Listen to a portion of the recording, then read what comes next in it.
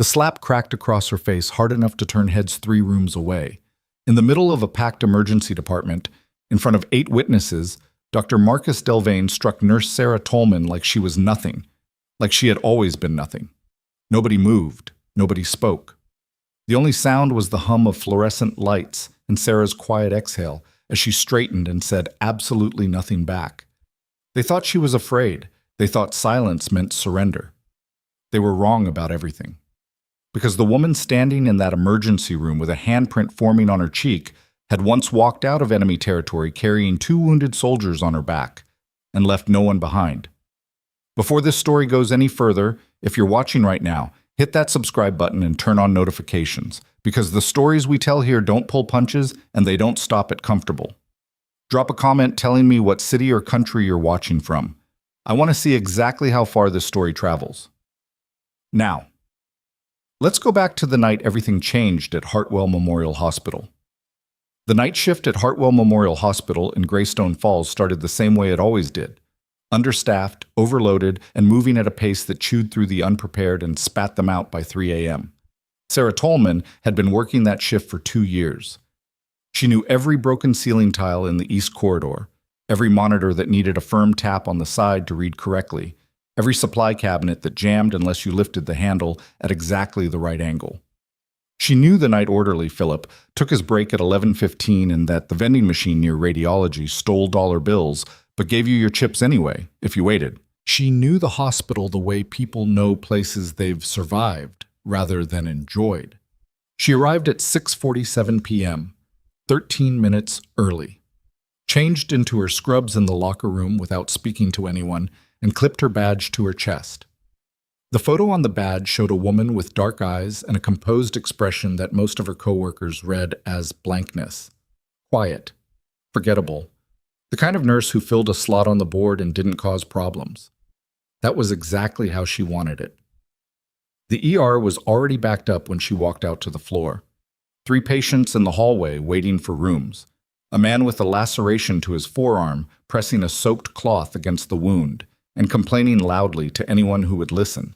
A woman in her 50s sitting rigid in a wheelchair, jaw tight, not complaining at all, which, in Sarah's experience, usually meant the situation was worse than the complaining man's.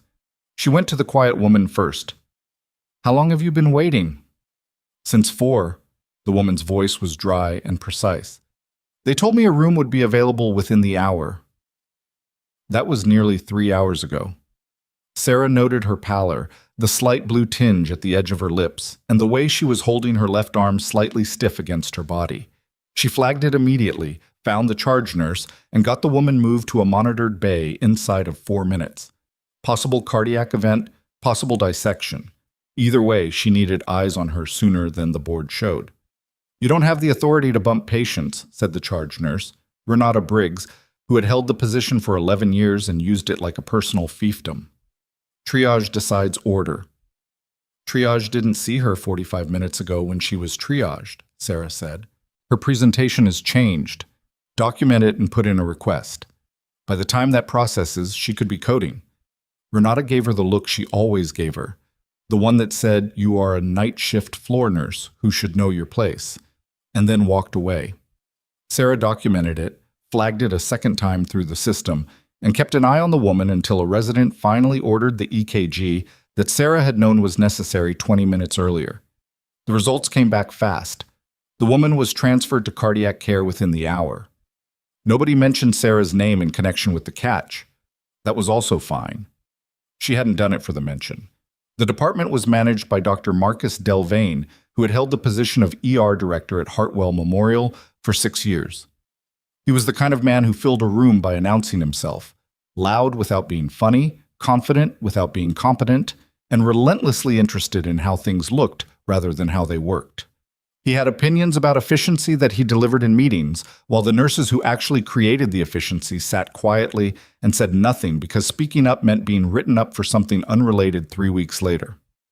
Sarah had been written up twice, once for insubordination, after she corrected a medication dose in front of a patient, the dose Delvane had written, which was wrong, and which she corrected before it became something they couldn't come back from. Once for failure to follow proper escalation protocols, after she'd raised a patient safety concern directly to the attending when the charge nurse ignored her twice. Both write-ups were in her file. Both had shaped the way the rest of the department treated her, carefully, at arm's length, the way people treat someone who keeps attracting lightning. She was aware of all of it. She filed it away and kept working. At 9:30 p.m., Delvane appeared in the department in a way he rarely did on night shift, which meant something had already gone wrong somewhere, and he was managing optics rather than patients. He swept through the floor with the deputy administrator, a thin, nervous man named Gerald Ott, showing him the renovated triage bay and the new monitoring equipment that the department had received 3 months ago and that Sera had been trained on before anyone else because she'd read the manual on her own time. She kept her head down and finished charting a patient discharge. Tollman. She looked up. Delvane was standing at the edge of the nursing station with Ott beside him, both of them looking at her with the particular expression of men who had already decided what they thought and were now looking for evidence to support it. "Sir, Mr. Ott is here for the department walkthrough. I'd like you to explain the new patient intake protocol to him, the one we implemented in September." It wasn't a question, it was a test, and the specific kind Delvane liked, public, with an audience, where any mistake became a data point and any success belonged to his system rather than to the person demonstrating it. Sera set down her pen and explained the protocol clearly, accurately, and without referring to any notes. She answered Ott's 2 follow-up questions without hesitation. Ott nodded and said, "Impressive." Delvane said, "We've invested heavily in staff training," and steered Ott toward the next thing. Sera picked her pen back up. At 10:55 p.m., the department got busy in the way it sometimes did on weeknights. Not a mass casualty, not a disaster, just a steady surge of cases that arrived within 20 minutes of each other and overwhelmed the available beds. A head injury from a car accident, a pediatric fever spiking past 104, a man in his late 60s with confusion and slurred speech who had been dropped off by someone who didn't stay. 2 walk-ins with separate complaints that turned out to be the same domestic situation. Sera worked all of it. She moved between beds, ran labs, monitored the man with slurred speech. Likely stroke, she flagged it, pushed for imaging, kept the pediatric patient's temperature tracked, helped stabilize the head injury until the trauma team arrived. At 11:40 p.m., she made a mistake. It was small. She transposed 2 digits on a chart update. Not a medication, not a dosage, a timestamp for a vital sign. She caught it herself within 6 minutes and corrected it, flagging the correction with the standard notation. It was exactly the kind of error the documentation protocol existed to handle. Human error, logged, corrected, closed. Delvane pulled her into the corridor at 11:52 p.m. She had seen him angry before, some performative anger, the kind designed for an audience. This was different. His jaw was set and his voice was low, and she understood within the first 10 seconds that the chart error wasn't the actual subject of this conversation. "You went around Renata again tonight. I escalated a patient who showed signs of, I don't care what she showed signs of. You don't override the charge nurse. You don't decide who gets bumped. And you especially don't do it in front of my staff and make my department look disorganized when I have the deputy administrator walking these floors." The patient had a confirmed cardiac event. She had a confirmed cardiac event because the process worked. His voice had an edge that she had learned to recognize. The particular sound of a man who needed to be right more than he needed to be accurate. You follow protocol. You document. You escalate through proper channels. You don't freelance. Dr. Delvane, with respect, she would have waited another 90 minutes on that board. Her presentation deteriorated in the time between triage and when I saw her. "You are a night shift nurse," he said, and the way he said it was designed to end the conversation by reminding her of the distance between them. "You do not have the clinical authority, the experience, or the judgment to override triage decisions. Are we clear?" The corridor was not empty. 2 nurses had stopped at the far end, pretending to look at a supply cart. An orderly was coming around the corner and slowed when he caught the tone. Sera said, "We're clear." "Good. If there's another incident like tonight, I'll be putting a formal review request to administration. And frankly," he paused, and she saw the calculation in his face, the specific pleasure of a man about to use something he'd been saving. Given your existing record, I don't think that review goes the direction you'd like. She held his gaze. Is there anything else? There wasn't. He walked away. She stood in the corridor for exactly 3 seconds, then went back to work. She was pulling a medication kit from the supply room just before midnight when she heard raised voices from the direction of the monitoring bay. Not medical urgency, but the particular pitch of interpersonal conflict escalating faster than it should. She followed the sound without thinking, because that was what 2 years of night shift at an understaffed hospital trained you to do. The man in Bay 7 had been admitted an hour earlier with a self-reported panic attack. He was in his early 40s, broad-shouldered and tightly wound in the way of someone who managed a great deal by refusing to acknowledge it. His name was on the board as Garrett Mose. His chart showed no significant history, no current medications, no prior ER visits. What the chart didn't show was what Sera could see with her eyes. The set of his shoulders, the way he was sitting on the edge of the bed rather than lying on it, the fact that he'd pushed the blood pressure cuff halfway down his arm and was holding it there like he needed something to grip. The way his eyes tracked the room in a pattern she recognized from a long time ago. Not a panic attack, or not only a panic attack. Dr. Yolanda Precht was the attending on the bay, and she was doing everything correctly by the book. Calm voice, measured questions, standard protocol for anxiety presentation. But Mose was getting more agitated, not less, and Precht's calmness was reading to him as distance rather than reassurance. Sera came into the bay without waiting to be invited. Precht glanced at her. I've got this, Tollman. I know, Sera said, and positioned herself so Mose could see her without turning his head, reducing the number of directions he had to monitor. Mr. Mose, Garrett, you served. Precht stopped talking. Mose looked at her. How did you... The way you're sitting, the way you're watching the door. She didn't elaborate. She kept her voice flat and even, no performance, no sympathy softening. You don't have to explain it. I just need you to hear me say it's okay to be in a hospital. Nothing here is going to come from behind you. The grip on the blood pressure cuff eased slightly. Recon, she said. A beat. Infantry, 3rd deployment. I know what 3 deployments does, she said. I know what it looks like when your brain is still doing the job it was trained to do, even when you don't need it to. Moaz exhaled. Not a sigh, something more structural, like a load shifting. His shoulders dropped a 1/4 inch. His eyes stopped sweeping the perimeter of the room quite so rapidly. Precht was watching Sera with an expression that had moved through several phases in the last 45 seconds. The door to the bay opened and Delvain walked in. Because of course he did. Because someone had flagged the elevated situation, and he was back on the floor making sure his department looked a certain way when his administrator was still in the building. He took in the scene. Moaz on the edge of the bed. Precht standing to the side. Sera crouched slightly, talking quietly to the patient. Tollman. She didn't turn around. Tollman, I need you on the south end. Not right now, she said. Quiet. Clear. The silence that followed lasted about 4 seconds. In a department that knew Delvain's rhythms, 4 seconds was a geological event. Excuse me? She held up one hand, not dismissive, not aggressive, just a request for a moment, and kept her eyes on Mose. Garrett, I'm going to stay right here. Nobody's going anywhere. You don't have the authority, Delvain started. Dr. Delvain. Precht's voice was firm in a way Sera had never heard from her before.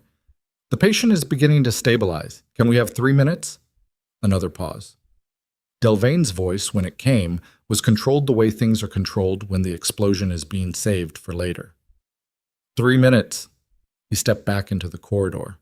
Mose looked at Sera. You always like that? Most of the time, she said. Something almost like a laugh moved through him. Sounds familiar. They got him stable, his vitals normalized. Precht ordered a psychiatric consult and a social work referral, both appropriate, and Mose accepted both without the resistance that had been building 10 minutes earlier. As Sera came out of the bay, she nearly walked into Delvain. He was waiting. He'd been waiting the whole 3 minutes, and whatever patience he'd extended inside the bay was completely gone. My office, now. I have 2 patients who need, now, Tollman.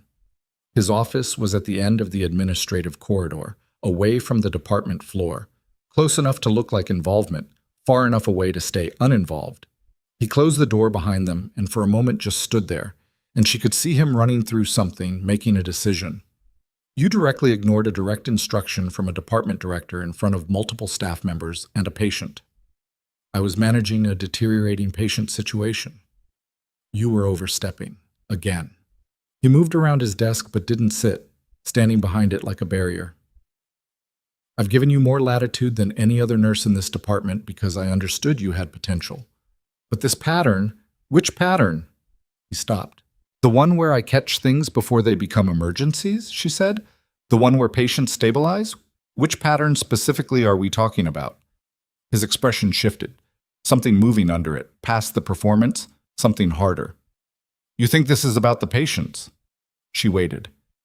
This is about a nurse who has been written up twice, who has an established record of circumventing authority, who is now, tonight, in front of the deputy administrator and two attending physicians, refused a direct order. He opened a drawer, pulled out a folder, and set it on the desk. I'm initiating a performance review. It will go to administration tomorrow morning. Given your existing write-ups, I expect the outcome to be a suspension pending possible termination. She looked at the folder. She looked at him.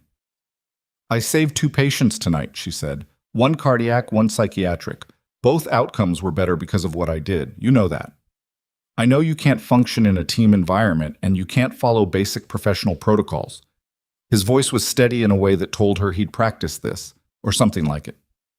I know the department runs better with nurses who support the structure rather than constantly trying to prove they're above it. She was quiet for a moment. Is that all? That's all. She nodded once and left. She walked back to the floor, picked up where she'd left off, and worked the rest of her shift without speaking to Delvin again. She was methodical and present, and her patients were stable, and she documented everything, with the kind of precision that a person maintains when they know the record is going to matter. She did not allow herself to think about the folder on his desk. Not then. It was 2:18 a.m. when the ambulance bay doors opened and the paramedics came through fast, which was how she knew, before they said a word, that this was different from everything else tonight. Incoming, male, mid-50s, acute presentation, combative, currently restrained. The patient came through the doors on a gurney with 2 paramedics managing the restraints and a third on comms. And even from 20 feet away, Sera could hear the sounds he was making. Not screaming, not quite, something more raw than that. A sound that came from somewhere below language.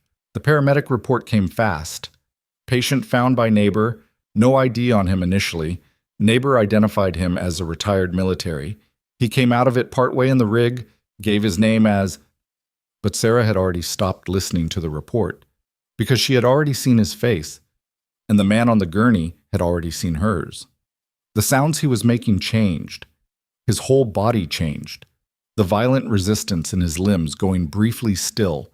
The unfocused eyes finding a single fixed point, which was her face, which was the only thing in the room he seemed to recognize. His mouth moved. The word was barely sound. Shadow. Her right hand moved before she thought about it. A reflex, the kind that lives below conscious intention. And the motion pulled her sleeve back an inch at the wrist. The old scar tissue caught the light. Pale and irregular, running along the inside of her forearm in a pattern that no training accident or kitchen mishap had ever produced. The man on the gurney went completely still, and from behind her she heard Delvain's voice cutting across the bay. Get her away from that patient. She's not assigned to this admission. And she heard it the way you hear sound underwater, present but remote, because everything real in this moment was the man on the gurney and the name he had just called her. A name she hadn't heard in 3 years. A name she had been very deliberately not hearing for 3 years. The name hit her like cold water thrown without warning. Not painful, just instantly, completely arresting. Shadow. She hadn't gone by that name since she'd signed the separation papers, packed her gear into a single duffel, and driven away from Fort Caldwell in the kind of silence that doesn't ask to be filled. 3 years of civilian life, 2 years at Hartwell Memorial, and that name had stayed exactly where she'd put it, in a locked room inside herself that she visited less and less often until she'd almost convinced herself the room wasn't there. The man on the gurney had unlocked it in one word. Delvain's voice was still going behind her. Something about unauthorized contact, something about reassignment, the specific cadence of a man who managed situations by generating enough noise to make people comply before they'd thought through whether they should. Two nurses were already moving to redirect her. The paramedics were exchanging looks. Sera didn't move. The man on the gurney was watching her with the fixed, desperate attention of someone who had just found the only stable thing in a room that was spinning. His wrists were restrained, soft cuffs, standard protocol for combative admits, and she could see the raw skin where he'd been pulling against them for a while. His face was gaunt in a way that came from sustained poor sleep rather than poor eating. There were shadows under his eyes that belonged to a different time zone than the rest of his body. She knew what she was looking at. She'd seen it in the mirror once, a long time ago, before she'd learned how to not let it show. "Everyone step back," she said. Not loud, not a question. "Tollman," Delvain started. "Dr. Delvain." She kept her voice at the same level, the same flat register. "If you move those paramedics away from that patient right now, and he escalates, that's on this department's record tonight. Give me 90 seconds. The math was simple. The deputy administrator was somewhere in the building. Delvain knew it. A patient escalation, a combative restrained veteran injuring himself or staff, was exactly the kind of incident that generated paperwork that went upward. Delvain's instinct to remove her from the equation fought with his instinct to control outcomes, and for 3 seconds she could almost watch him calculating. 90 seconds, he said, and the way he said it told her he was already planning what came after. She turned back to the gurney. The man was still watching her. His breathing was elevated. Not the frantic hyperventilation of full dissociation, but the careful, rigid breathing of someone holding themselves at the edge of something by sheer willpower. She recognized that too. The iron self-discipline of a trained operator barely keeping himself inside the present moment. She stepped close enough that he didn't have to project, didn't have to strain. "Hey," she said. "I'm here." His jaw worked. They said you were, I know what they said." She didn't know exactly what he'd been told, but she knew the shape of those kinds of sentences. Status, unaccounted for, presumed. "I'm standing right in front of you." He closed his eyes for 2 seconds. When he opened them, something had shifted. Not calm, but anchored. The frantic quality left his breathing. His shoulders, still tense, at least stopped straining against the cuffs. "Name," she said quietly. "Reyes." A pause. "Corporal Dominic Reyes. I was with Bravo Element. Forward operating." "I know," she said. Because she did know. Or she had known, once. A man by that name attached to a unit she didn't let herself think about in detail anymore. She studied his face against the memory, younger in her memory, much younger. "Reyes." "Yes, ma'am." "You're in a hospital, Greystone Falls. You're not in the field." "I know that." His voice was strained, the embarrassment of a trained man who had lost control of himself layered over the genuine distress. "I know where I am. It just doesn't matter," she said. "It doesn't have to make sense." He exhaled. She straightened and addressed the attending on rotation, Dr. Felix Aranda, who had appeared from somewhere in the last 60 seconds and was standing at a professional distance, reading the situation with the measured attention she'd always respected in him. "He's oriented and communicating. I'd recommend releasing the restraints and getting him into a room with reduced foot traffic. He doesn't need sedation, he needs quiet and a consult." Aranda nodded. "Agreed." He glanced past her. "Dr. Delvain, I'm taking this patient into room 4. Tollman, stay with him until he's settled." Delvain said nothing for a moment that had significant weight in it. Then, "Fine." One word, final and furious. Room 4 was at the far end of the east wing. Quieter, fewer personnel, no direct line of sight to the main trauma bay. They moved Reyes there quickly, and once the door was closed and the ambient noise of the department dropped by half, the change in him was immediate and visible. His shoulders didn't unhunch, but they stopped fighting gravity quite so hard. Aronde released the cuffs. Reyes sat up on the bed and rubbed his wrists without looking at either of them. "I'm not usually... This isn't what I..." "You don't have to explain it to me," Aranda said, and he meant it clinically, which was fine. But Reyes wasn't looking at Aranda. He was looking at Sera. She pulled the chair from the corner and sat. Not standing over him, not clinical, just present. How long? He understood what she was asking. The episodes? About 8 months. On and off, tonight was... He stopped. Something set it off. A sound. It doesn't matter what sound, that's the stupid part. That's not the stupid part, she said. That's just how it works. He looked at her for a long moment. We thought you were dead. The sentence landed in the room without drama, which made it hit harder than if he'd said it any other way. I heard, she said. Mercer filed the report himself. Said the secondary blast. He said nobody came out of that sector. Mercer. The name produced a sensation in her chest that she identified clinically as a grief response and noted and set aside. Mercer was wrong about the sector. I was already past the perimeter when it went. Alone. Yes, Reyes looked at his hands. You could have checked in, at any point, 2 years, 3 years. You could have let someone know. I know, she said. And she had thought about it, in the way she thought about things she'd already decided not to do, steadily and from a distance and without changing her mind. I wasn't ready to be that person anymore. And now? She didn't have an answer for that, or not one that fit into the 90 seconds Delvain had given her, and the borrowed time she was still running on. She stood and moved toward the door. Aronde will take good care of you. He's one of the better ones here. Wait. Reyes's voice stopped her before she reached the handle. Shadow, Sarah, whatever you go by now. He paused. Some of the guys from Bravo Element. They're still around. Ward is around. She went very still. He's been looking for you, Reyes said. Not in an official way, just in the way people look for people when they don't know whether to look for the living or the dead. She turned the door handle. Tell Aronde to push the psych consult through tonight, not tomorrow. The overnight wait doesn't help. She walked back out into the corridor. The department had settled into its 2 a.m. rhythm while she'd been in room 4, the specific quiet of a hospital at the point in the night when the adrenaline cases have mostly resolved and the slow grinding cases are simply grinding. She pulled her next chart and stood at the station and looked at it without reading it for approximately 10 seconds. Ward is around. Nolan Ward. Former Special Operations Command, senior rank, operational call sign, she still remembered the sound of over a radio.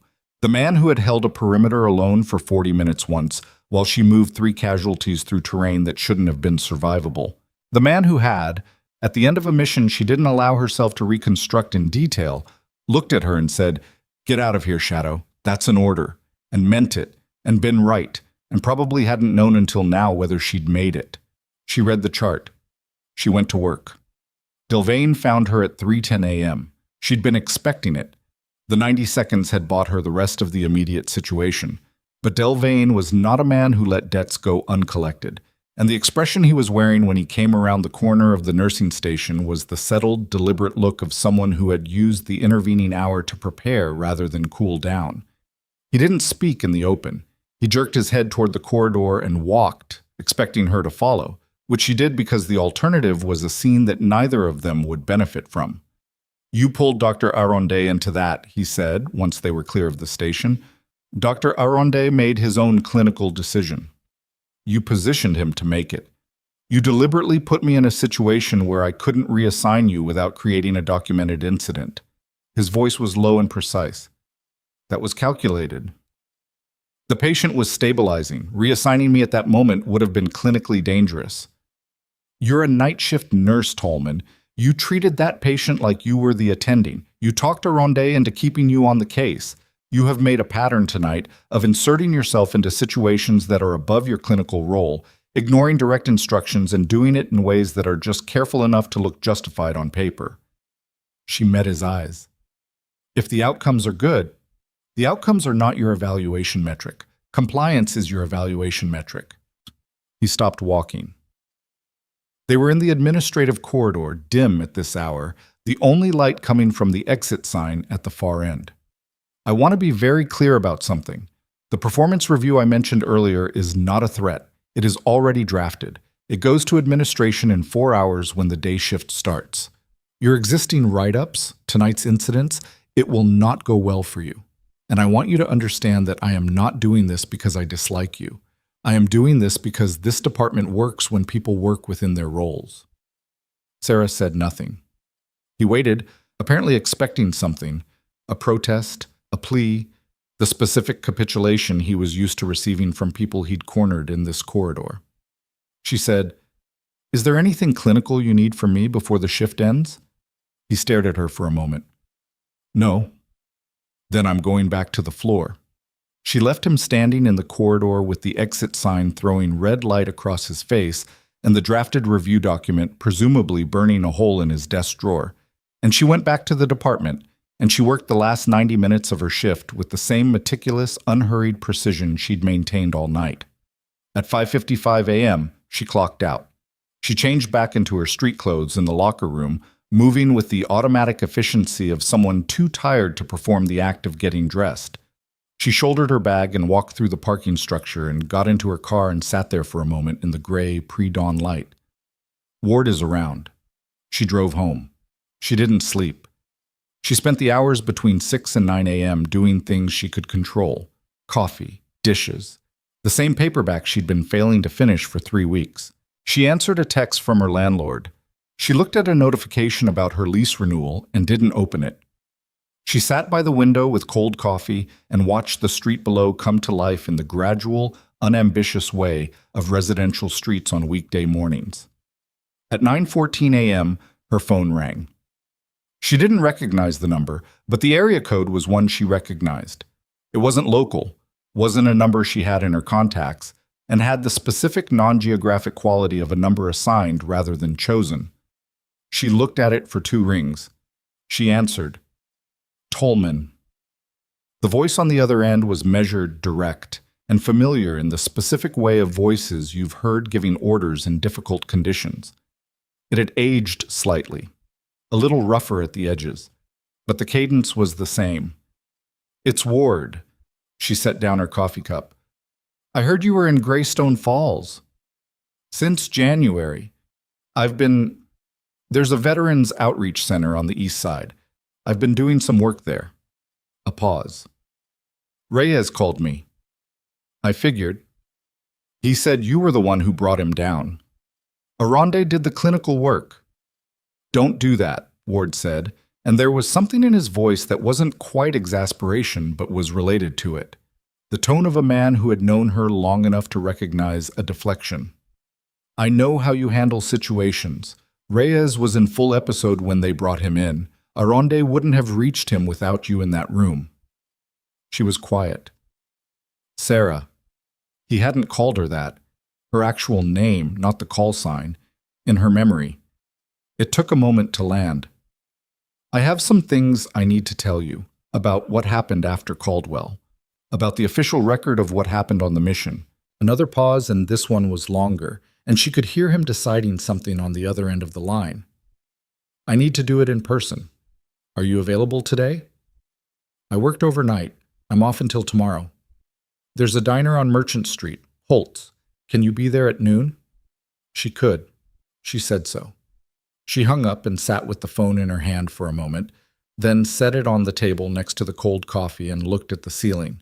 She arrived at Holt's 11 minutes early, which was habit, and took a table with sightlines to both the entrance and the kitchen corridor, which was also habit, and ordered black coffee from a server who didn't look at her twice, and waited. Ward came in at 11:58. He was bigger than she remembered. Not taller, but broader across the shoulders in the way of a man who had continued to push himself physically as a discipline rather than a hobby. He was in civilian clothes, gray jacket, dark pants, but he moved through the diner the same way he'd always moved, reading the room automatically, his eyes doing a sweep that was brief enough to look casual if you weren't looking for it. He saw her. He came directly to the table. He sat down across from her, looked at her face for a moment in silence. "You look different," he said. "I've been a hospital nurse for 2 years," she said. "It does things." "You look tired." "I worked overnight." The coffee arrived. He ordered one.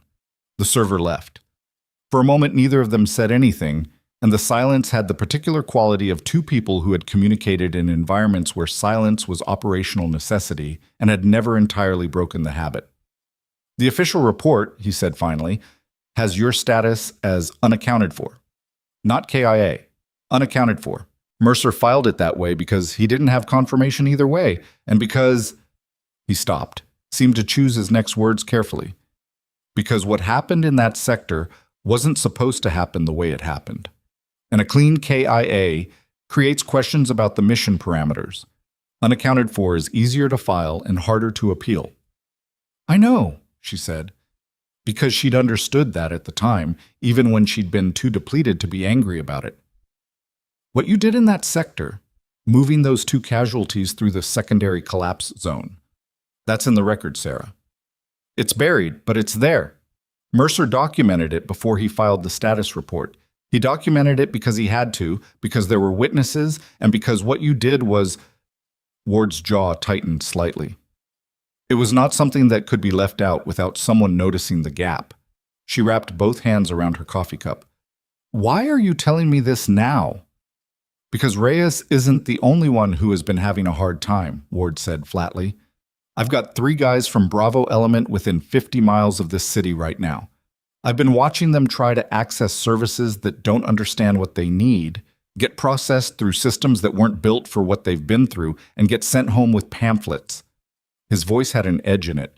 Not anger exactly, but the sound of sustained frustration compressing into something harder.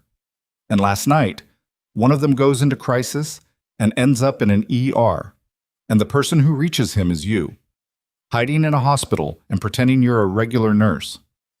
I am a nurse, she said. You're a combat medic with field trauma experience that most hospital doctors don't have, working a night shift at a hospital where somebody doesn't appreciate what they have. His eyes were steady on her. What's going on there? Reyes said something about trouble. She almost didn't answer. The instinct was familiar, the same instinct that had kept the past locked away, that had made Hartwell Memorial work as a cover rather than a life. But Ward had driven through 2 years of silence and a cross-state morning to sit in a diner and tell her things she already half knew, and whatever he was building toward, she owed him the basic honesty of a direct answer. My director is filing a performance review this morning, she said. Given my existing record, it'll likely result in suspension, possibly termination. A silence. On what basis?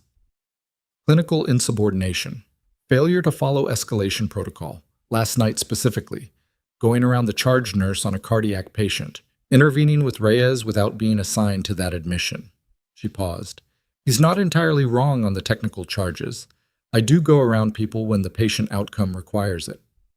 And when the technical charges result in better patient outcomes? Doesn't matter, she said, and heard the echo of Delvain's voice saying the same words in an entirely different register. Compliance is the evaluation metric. Ward looked at her for a long moment. Something moved through his expression that she couldn't quite read. Something that was part recognition and part the particular anger of a person who sees waste and knows exactly what it costs. I want to make some calls, he said. Ward, not about you specifically. His voice was careful in a way that told her it was about her specifically. About Reyes. About the situation with services and access. About the fact that I've got veterans in this city who need more than pamphlets, and I'm looking for people who understand both sides of what they're dealing with. A pause. I'm going to make some calls, that's all I'm saying right now. She looked at him. The diner was filling up around them. The late morning crowd, ordinary noise, a table of construction workers, a woman with a laptop, nobody paying them any attention. I don't want to go back to that life, she said. It came out quieter than she intended, and more honest. I'm not asking you to.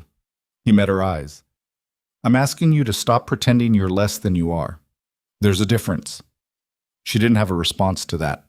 She drank her coffee.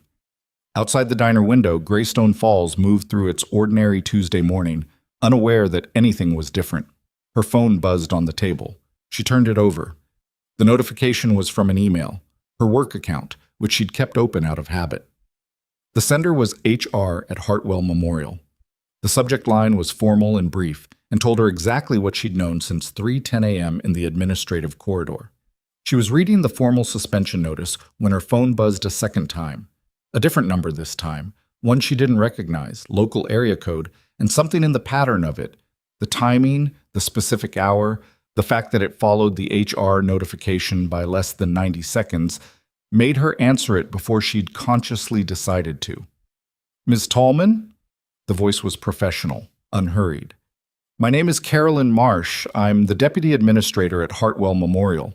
I'm calling because we received Dr. Delvane's performance review request this morning, and I've been reviewing the incident reports from last night's shift." A brief pause. "Before we process anything formally, I'd like to schedule a meeting to discuss your account of events. Would you be available this afternoon?" Sera looked up from her phone at Ward, who was watching her face read the room. "Miss Tollman?" "Yes," she said. "I'm available." She ended the call and set the phone on the table. Ward raised an eyebrow. "The Deputy Administrator," she said. "She wants to meet." Ward nodded slowly. Not surprised. And that, his lack of surprise, was the first thing that made her wonder what calls he had already made this morning before he'd walked into Holt's Diner at 11:58 a.m. to tell her things she'd half known and have coffee and lay the groundwork for something she hadn't entirely agreed to yet. She looked at him directly. "What did you do?" He picked up his coffee. "I told you, I made some calls." "Ward." "I called the Veterans Outreach Network Regional Coordinator," he said, setting the cup down. "I mentioned last night's situation. I mentioned that a veteran in crisis had been stabilized at Hartwell Memorial by a staff member who had specialized knowledge. I mentioned that I had reason to believe the staff member in question was being reviewed for the intervention." He paused. "The coordinator mentioned that their board liaison sits on the Hartwell Memorial Hospital board. I don't know what he did with that information." She stared at him. "I made some calls," he said again, and the almost not quite smile that crossed his face was the first crack in the operational composure he'd maintained through the entire conversation. "You used to be better at accepting support." "I used to have fewer reasons to distrust it," she said. He didn't argue with that because he was a fair man and they both knew she wasn't wrong. Instead, he said, "What time is the meeting?" She didn't specify. "I need to call back." "Call back and schedule it. I'll drive you." "Ward, you don't need to. You've been awake for—" He checked his watch. "Roughly 30 hours. You drove yourself here on no sleep. You are not driving yourself to a meeting that could determine whether you have a job tomorrow." He said it with the flat, inarguable practicality of a man who had once told her, "Get out of here. Shadow, that's an order," and been absolutely right, and she had enough self-awareness to recognize when the same voice was being used in her favor. She called back. She scheduled the meeting for 3 p.m. She spent the hours between noon and 2:30 in Ward's truck, which was where she finally slept. Not intentionally, not gracefully, just the specific involuntary sleep of a body that had been pushed past its tolerance and found the first available stillness. She woke up when Ward parked in the Hartwell Memorial visitor lot and the engine cut out, and she sat up from where she'd slumped against the window with a crease on her cheek and no good way to feel about having been that vulnerable in someone's vehicle. Ward said nothing about it. He handed her a coffee from a drive-through cup he'd apparently acquired at some point while she was unconscious, and she took it. "Ready?" he said. "No," she said honestly. "Good enough," he said, and got out of the truck. They were halfway through the parking lot when the main entrance doors opened and a man came out who was not hospital staff. She could tell by the bearing before she registered the details. Mid-50s, erect posture, civilian clothes, but the kind of civilian clothes that served as a costume rather than a habit. He was on a phone call that he ended when he saw Ward, and the two exchanged the brief economical acknowledgement of people who had communicated through intermediaries and were now meeting the result. Ward said, "Sera, this is Colonel Bernard Hastings. Retired." Hastings looked at her with an expression she couldn't immediately categorize, something between assessment and recognition, which was odd because she was certain she'd never met him. "Ms. Tollman," he said, "or should I say, call sign Shadow, 75th Operational Support, Forward Deployed Medical, Caldwell-based operations 2021 to 2022. She went still. "I've been reviewing your file," Hastings said, "for the last 4 hours." He glanced at Ward. "With some prompting." Back to her. "I think there are some things you should know before you walk into that building. About what's in your military record, about what was omitted from your military record, and about why it matters for what's about to happen in that meeting. The doors behind him slid open again, and this time it was Delvane who walked out, not expecting her, not prepared for the parking lot, his expression moving through surprise and then something else. Something she recognized as the recalculation of a man who has just discovered that the situation he thought he controlled has added variables he didn't account for. He looked at Ward. He looked at Hastings. He looked at Sera. And for the first time in 2 years, Doctor. Marcus Delvane looked at Sera Tollman and saw something he hadn't seen before. He just didn't know yet what he was looking at. Delvane looked at the three of them standing in the parking lot and made the calculation that men like him always made when they encountered an unexpected variable. He defaulted to the version of events where he was still in control. "Ms. Tollman," he said, and the professional flatness of it was deliberate, erasing the overnight confrontations and the corridor and the drafted review into something clinical and manageable. "I wasn't aware you had guests on hospital property." "Visitor lot," Ward said. Just that. 2 words, entirely neutral, but delivered with the specific economy of a man who knew exactly how much weight 2 words could carry. Delvane looked at him, then at Hastings, then back at Sera, and she watched him try to place the 2 men and come up empty, which bothered him more than he showed. "We have a meeting at 3, Sera said. "We were heading in." "The meeting is with administration. It's an internal personnel matter." He let that sit for a moment. "External parties aren't typically included." "Colonel Hastings is here in connection with a patient matter," Ward said. "Corporal Reyes admitted last night. The colonel has some concerns about the handling of a veteran in crisis that he'd like to raise with the appropriate parties." That was true as far as it went, and they all knew it didn't go the full distance of what was actually happening. But it gave Delvane no immediate ground to stand on, because a retired military officer raising concerns about veteran patient care was exactly the kind of thing that generated its own paper trail, and Delvane had enough of those already circulating. "Fine," Delvane said, and walked back inside. Hastings watched him go. "He knows something shifted. He doesn't know what yet." "How much time do we have before the meeting?" Sera asked. 40 minutes. Hastings turned to her, and up close the assessment in his expression was more specific than she'd initially read it. Not just evaluating her, but comparing her to something he'd already studied. "I need to talk to you about your file before you go in there. There are things in it that you may not have been told, and they're relevant." They found a bench on the far side of the visitor lot, away from the entrance, and Hastings sat with a tablet he'd pulled from his jacket.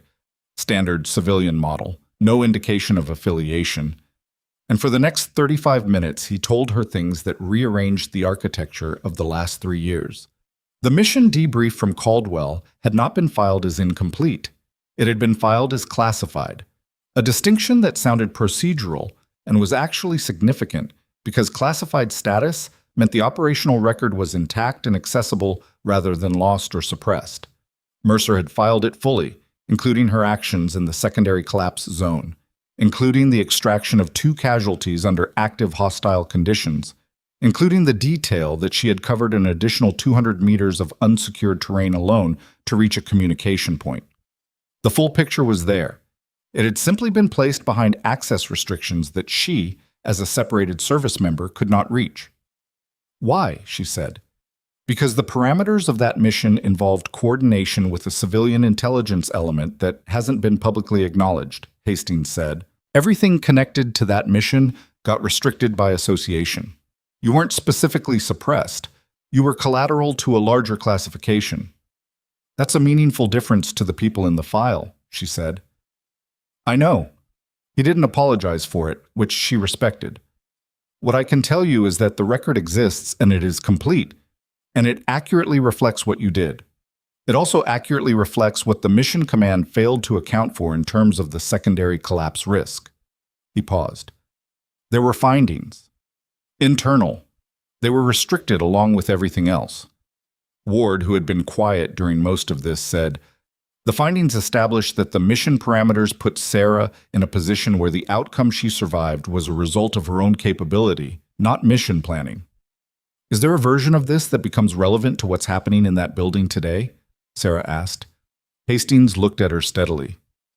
Colonel Ward contacted the Veterans Outreach Network yesterday evening.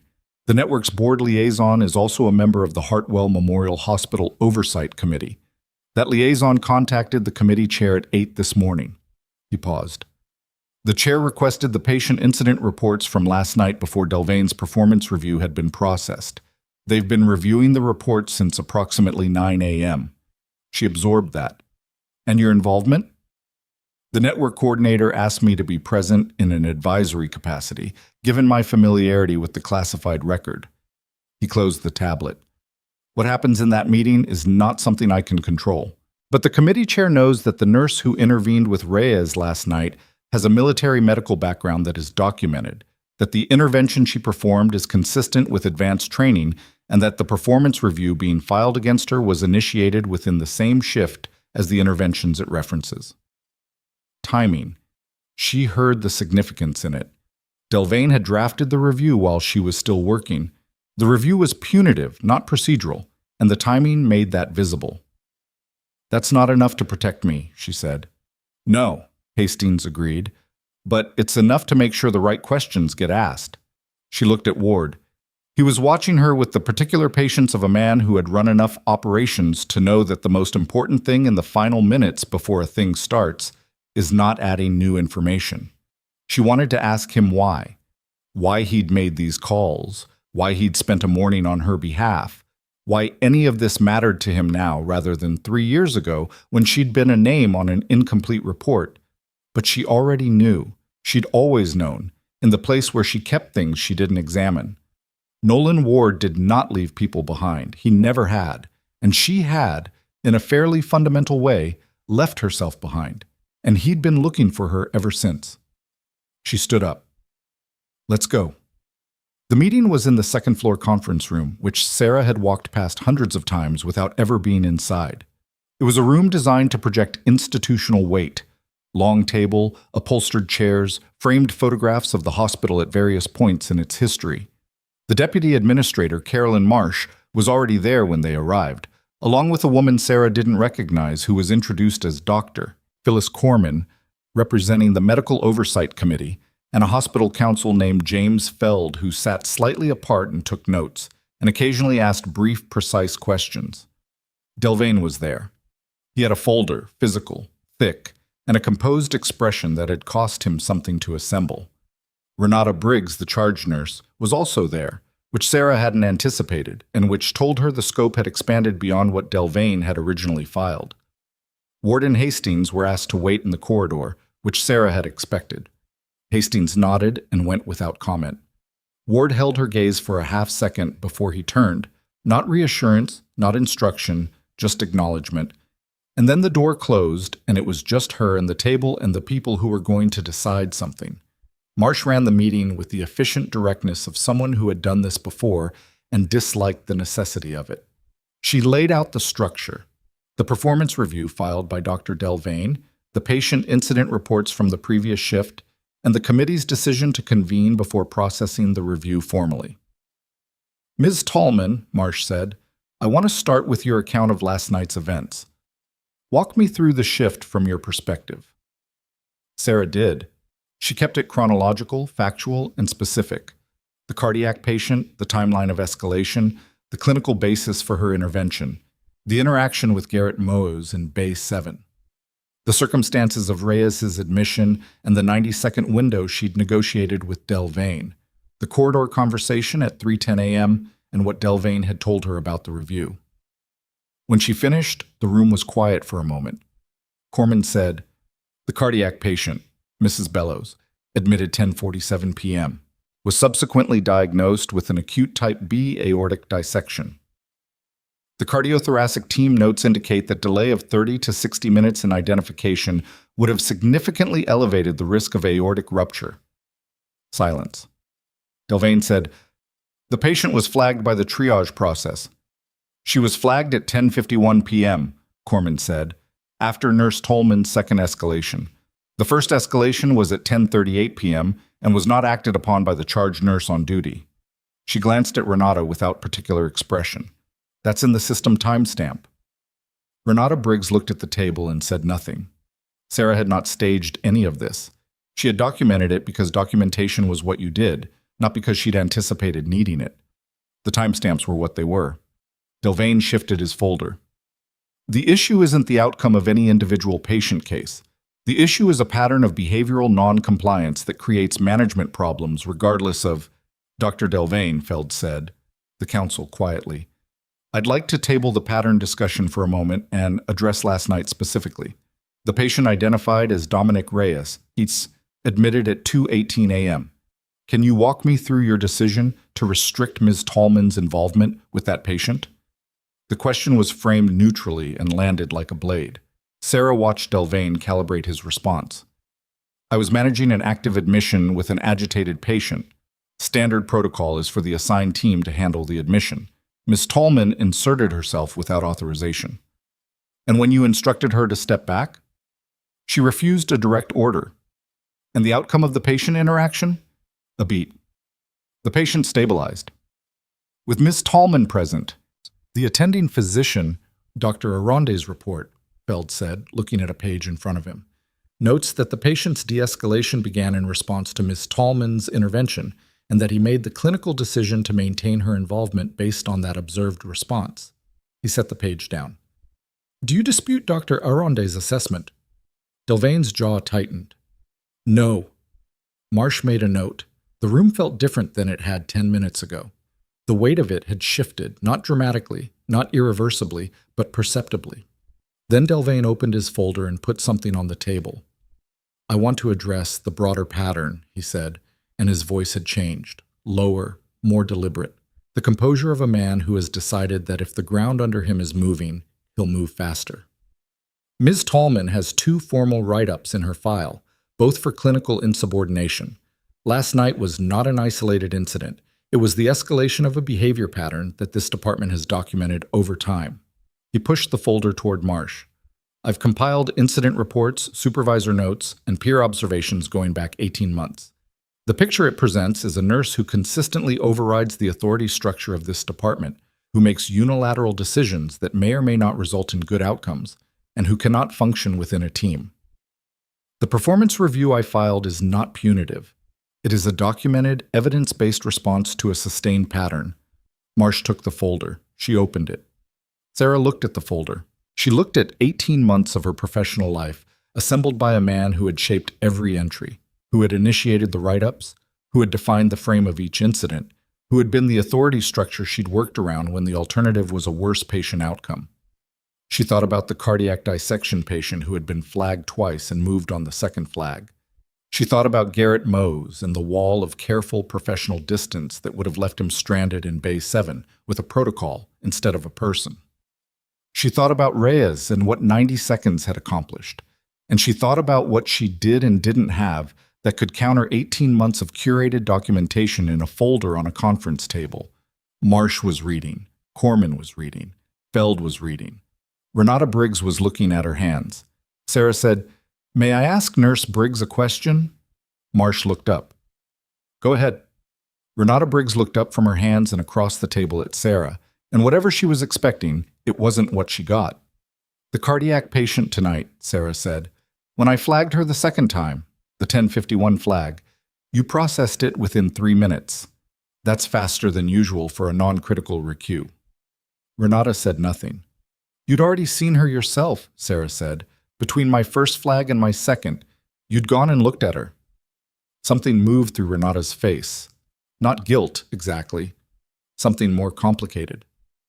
"You knew the first flag was right," Sera said, "and you moved on the second one because you'd confirmed it yourself and you needed the second flag as a procedural basis." She paused. "You know why I escalate the way I do." The room was very quiet.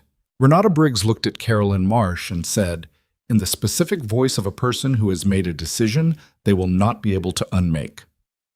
"The first flag on Mrs. Bellows was correct. I should have moved on it. I didn't because I was managing the Delvain walk-through optics, and I made a call I shouldn't have made." A pause. "That's not the first time that's happened." Delvain's head turned toward her with the slow, deliberate motion of a man who can't believe what he's hearing. "Renata, I've been charge nurse in this department for 11 years, Renata said. and now her voice had steadied into something flat and resolved, the specific sound of a decision that came too late, but had come. I know what good nursing looks like. Tollman does good nursing. I've been managing that, because managing it was easier than having this conversation. She looked at Marsh. I'll put that in writing. Delvain said, This is not the appropriate venue. Dr. Delvain, Marsh's voice was not raised and did not need to be. You'll have an opportunity to respond. Please let her finish. The meeting ran for another 40 minutes. Feld asked questions. Corman reviewed clinical documentation. Marsh ran the table with the careful, deliberate pace of someone who was building a record, not just resolving a meeting. By the end of it, 3 things had been explicitly noted for the committee record: the time-stamped discrepancy on the cardiac patient, the attending physician's documented support for Sera's intervention with Reyes, and Renata Briggs' voluntary statement. Delvain's folder was still on the table. Nobody had closed it. But it looked different than it had 40 minutes ago. Not smaller exactly, but less final. At the conclusion, Marsh said, We're going to table the performance review pending full committee review. Ms. Tollman, you're not suspended. Dr. Delvain, I'd ask you to refrain from any personnel actions involving Ms. Tollman until the committee has completed its review. We'll have a timeline for you both by end of week.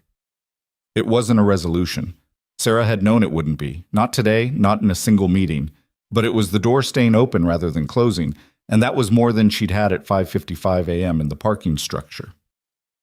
She walked out of the conference room and found Ward and Hastings in the corridor. Ward read her face and said, Still standing. Still standing, she confirmed.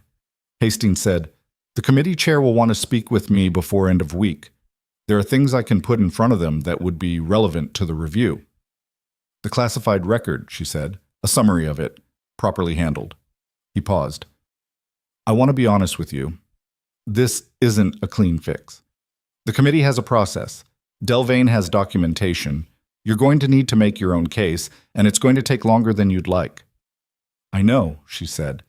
He nodded and said he'd be in contact, and then walked toward the elevator, and she and Ward were alone in the corridor. She leaned against the wall. The overhead lights in the hospital hallway were the same fluorescent hum she'd worked under for 2 years, and the smell was the same, antiseptic and the particular recycled air quality of large institutional buildings.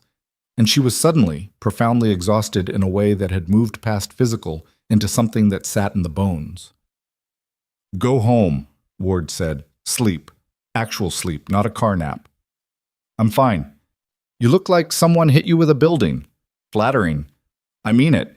Go home. I'll call you tomorrow morning. She pushed off the wall and straightened because the alternative was continuing to lean against it, which felt like a step she didn't want to take.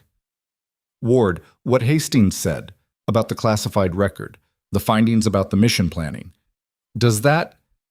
She stopped because the question was larger than the sentence she'd started. Does that change anything? For you? About what happened? He looked at her for a moment. It confirms what I already knew, he said. That the mission put you in an impossible position and you did impossible things and you came out the other side and nobody was waiting on the other side to tell you that it mattered. His voice was level. That's what I already knew. The file just has a stamp on it now. She nodded and looked at the floor and said, Okay, which was the best response she had for that. She took the elevator down, crossed the lobby, and pushed through the main doors into the afternoon. Real daylight now. The sun lower than she expected, the day having moved through most of itself while she was inside. She stood on the sidewalk outside Hartwell Memorial and breathed the outdoor air and thought about nothing in particular for approximately 30 seconds, which was the most she'd allowed herself in the last several hours. Her phone buzzed. She looked at it expecting Ward or Hastings or the deputy administrator's office with a follow-up. It was a number she didn't recognize, different from the previous unknown numbers today, different area code, no geographic pattern she could identify. She answered it because she had apparently started answering unknown numbers today and hadn't stopped. Ms. Tollman. The voice was female, controlled, and had the specific quality of someone who was used to rooms paying attention when she spoke. My name is Major Diana Voss. I'm with the Department of Defense Office of Personnel and Transition Support. I've been asked to reach out to you in connection with a record classification review that was initiated this morning. Sarah stood very still on the sidewalk outside the hospital. Colonel Hastings flagged your file for expedited review approximately 4 hours ago, Voss continued. Given the circumstances, the office has elected to move quickly. We'd like to arrange a formal meeting, in person, to discuss the declassification of certain operational records relating to your service at Fort Caldwell. How fast is quickly? We can be in Greystone Falls by Thursday morning, Voss said. Ms. Tollman, the records we're discussing include operational commendation documentation that was restricted along with the mission file.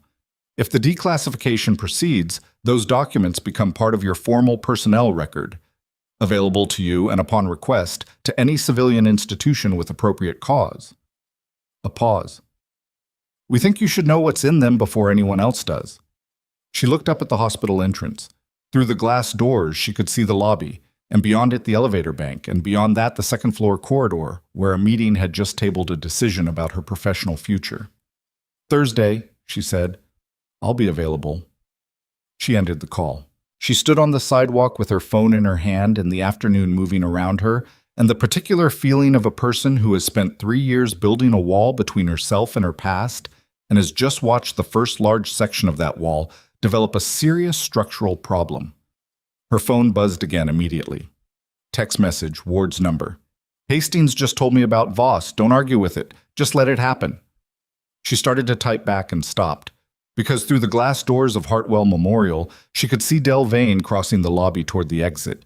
And he had his phone to his ear, and the angle of his body and the pace of his walk had the specific energy of a man who had just left a meeting that hadn't gone the way he planned, and was now, rapidly, making new plans.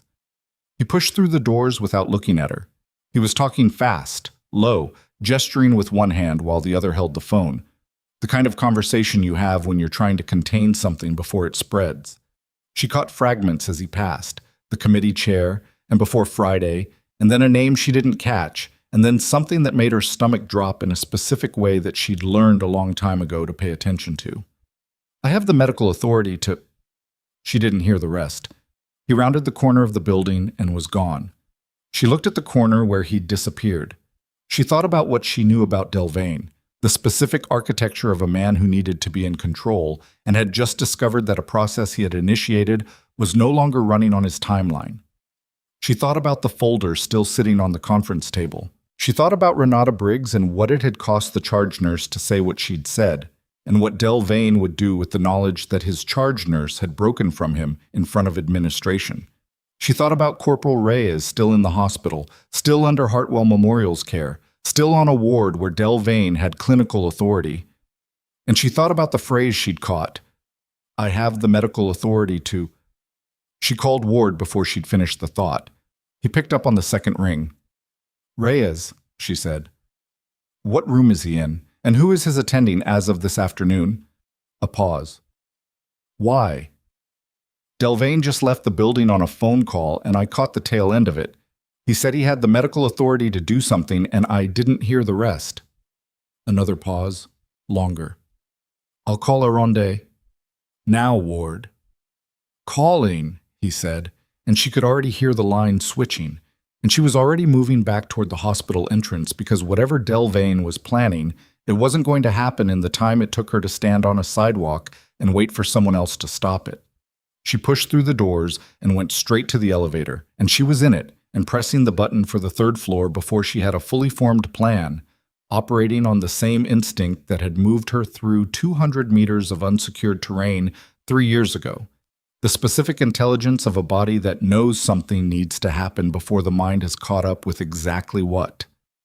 The elevator opened on 3. She turned left toward the patient ward. The door to the room that should have been Reyes' room was open, and there was a nurse inside adjusting an IV line, and the bed was occupied by a woman in her 70s who was not Dominic Reyes. Sarah stopped in the doorway. The veteran patient, she said to the nurse. Admitted last night. Where was he moved? The nurse looked up. I just came on shift. Who would know? Charge. Front desk. The system would. Front desk. She turned and walked fast to the floor station, and the clerk on duty pulled up the system with the particular unhurried efficiency of someone who didn't know there was urgency. and Sera watched the screen and read the entry before the clerk finished loading it. Dominic Reyes. Patient status. Transfer initiated. Receiving facility, Greystone Falls Behavioral Health Annex. Transfer authorization. Dr. Marcus Delvain, ER Director. Time of authorization, 3:47 p.m. 14 minutes ago. She looked at the timestamp, and then she looked at the corridor, and then she looked at the transfer authorization and read it again because the first read had to be wrong. It wasn't wrong. Delvain had transferred Reyes, a veteran in ongoing psychiatric stabilization, a patient whose attending physician had not signed off on transfer, to the Behavioral Health Annex under his own ER Director authority, bypassing the attending of record, bypassing the psych consult that was still pending, bypassing every clinical handoff protocol that existed for a reason. The Behavioral Health Annex was not a bad facility, but it was a facility that handled general population psychiatric admissions. It was not equipped for combat trauma. It was not staffed with anyone who would know the difference between a standard anxiety presentation and the specific, documented, operationally rooted PTSD episode that Reyes had come in with. And it was a move that removed the patient from the floor where Aronde had clinical oversight, from the department where Sera had visibility, from the hospital where Ward had access.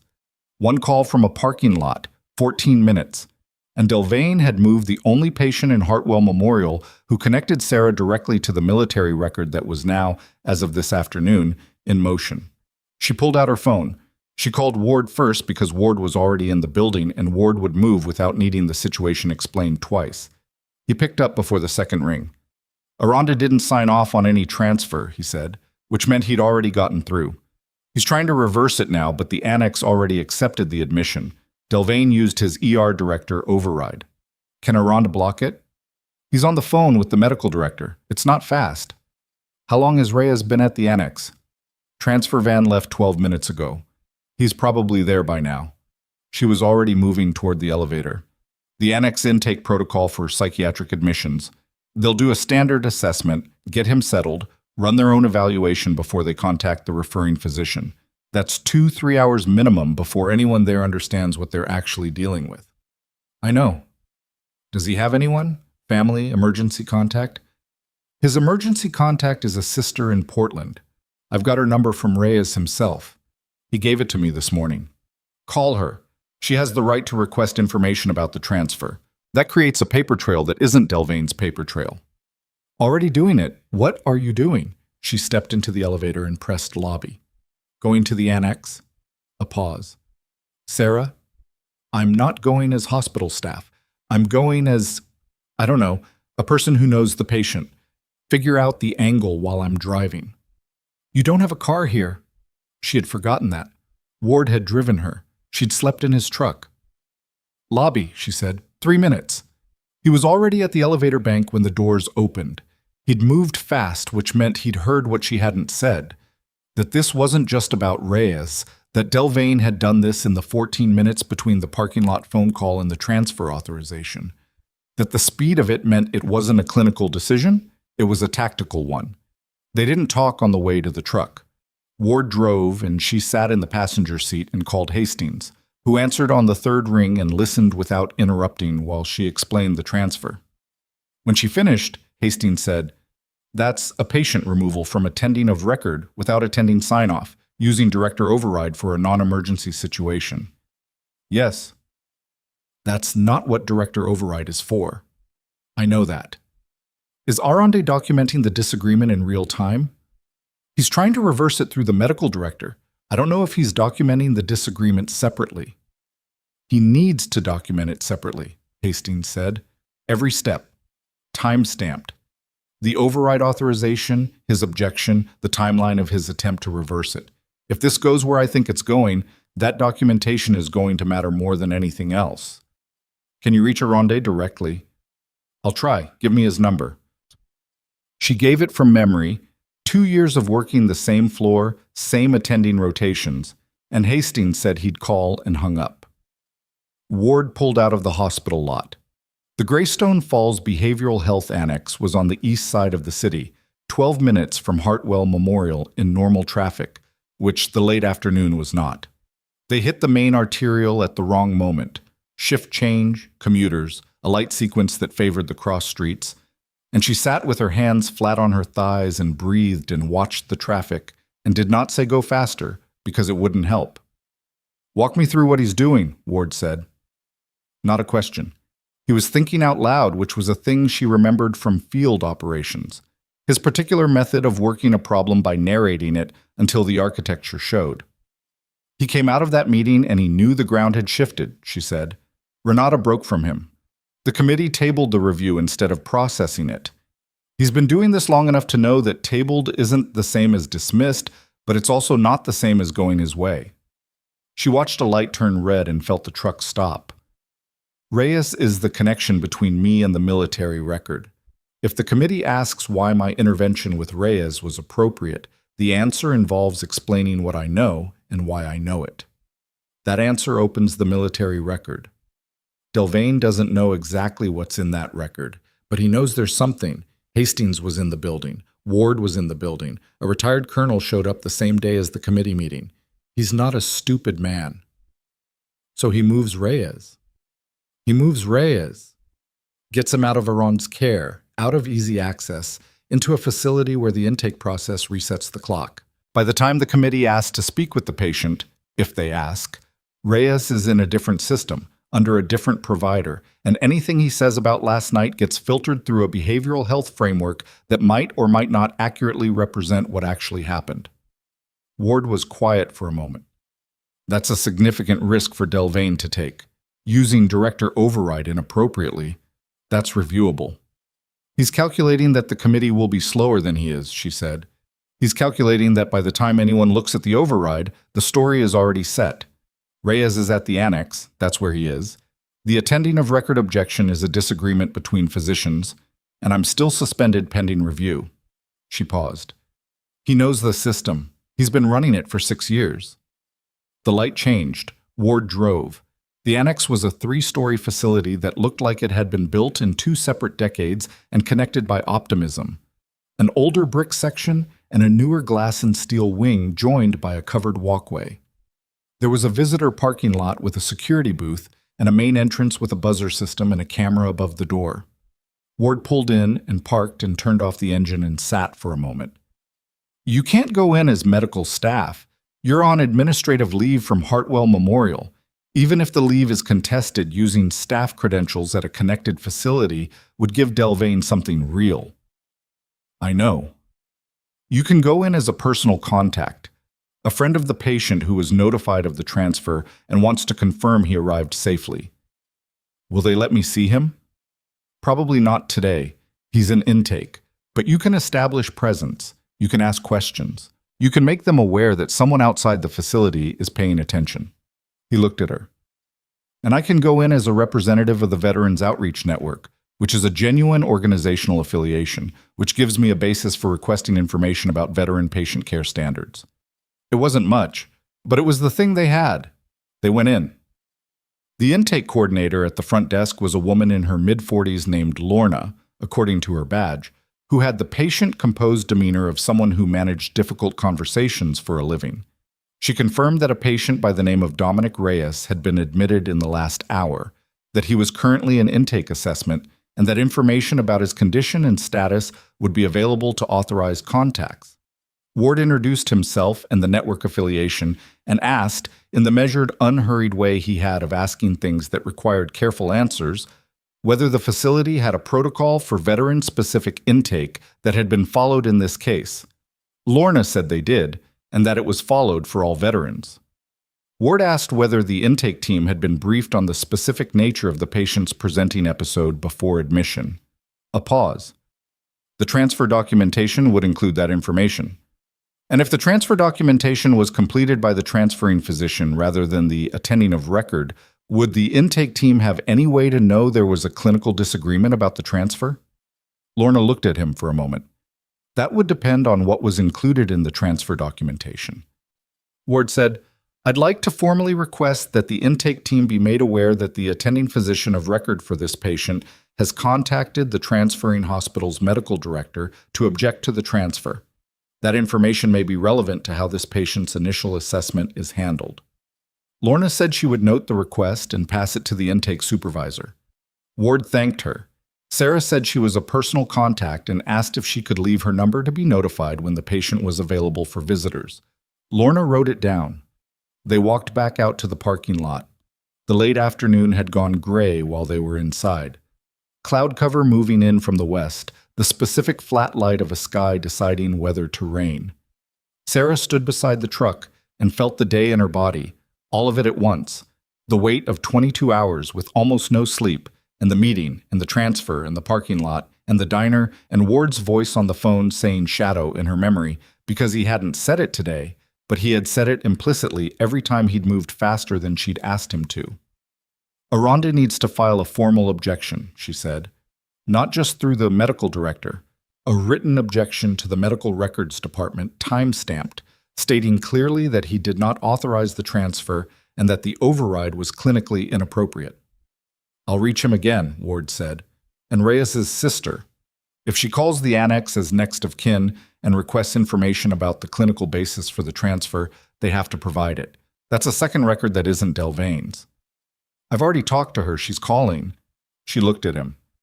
You talked to her while we were driving? Speakerphone, he said.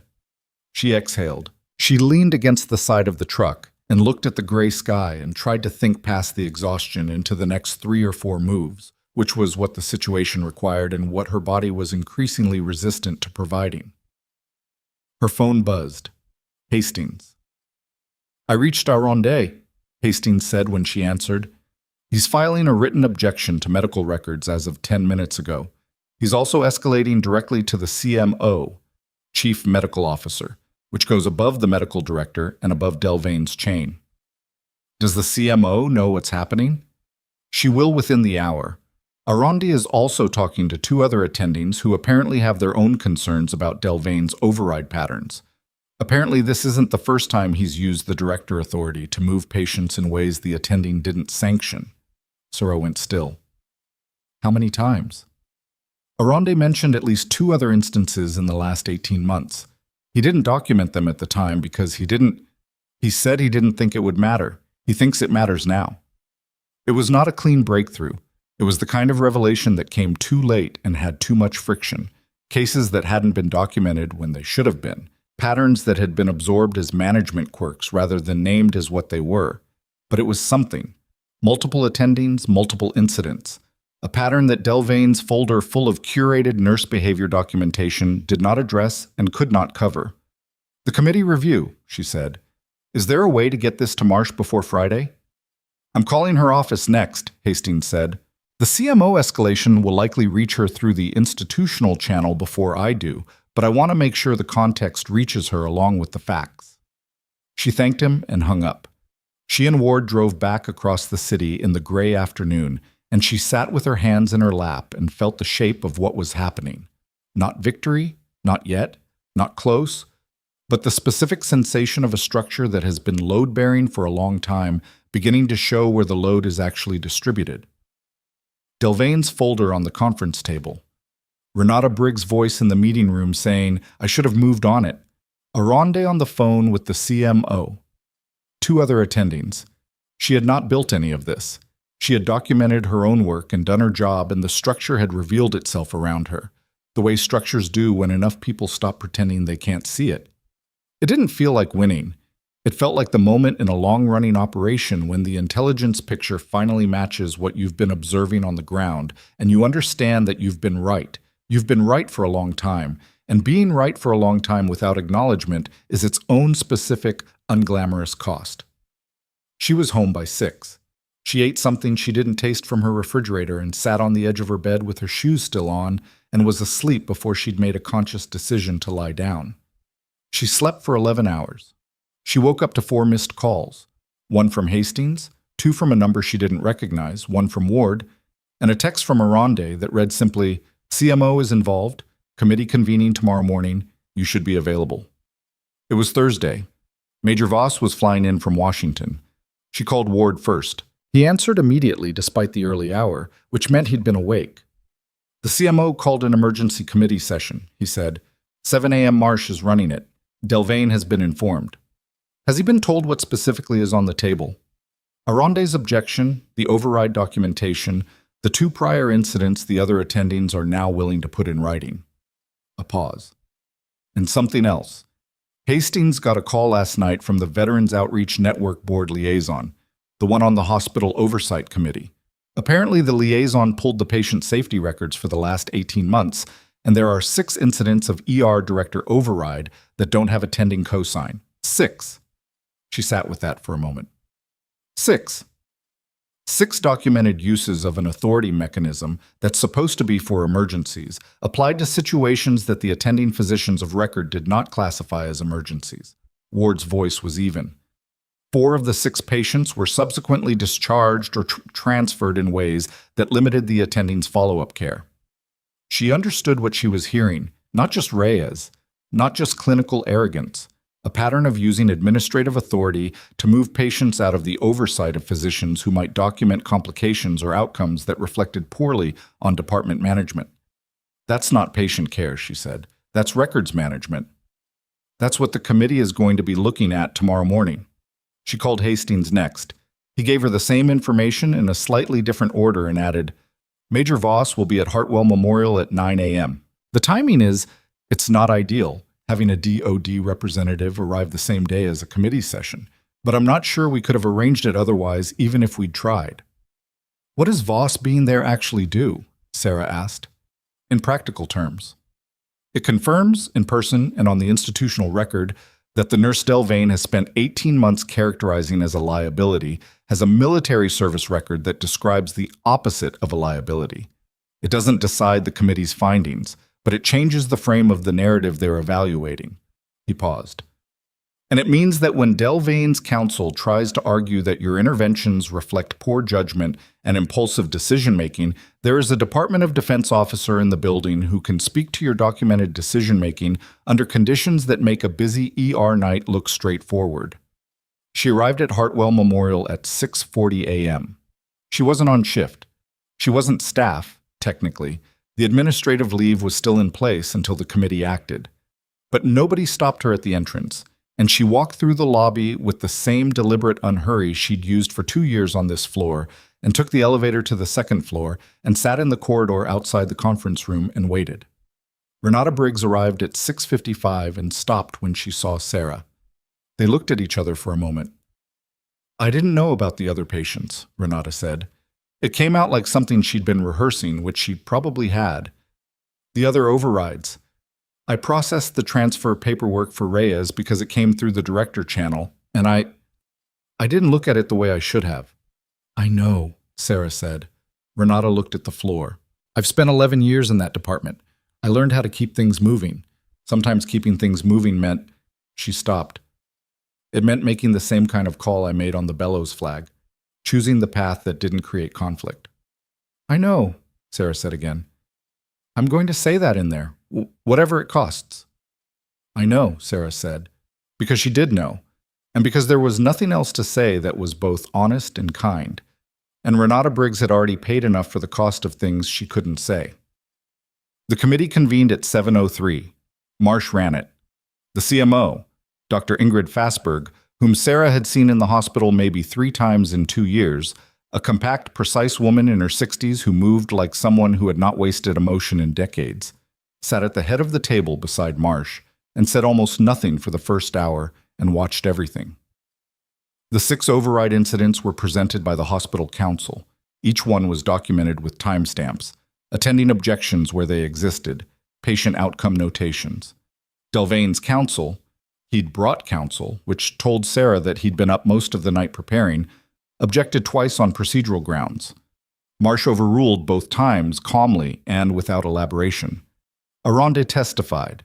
He was precise, specific, and visibly uncomfortable, not because he was uncertain about what he was saying, but because he was a man who preferred treating patients to sitting in conference rooms describing the ways institutional systems had prevented him from treating patients well.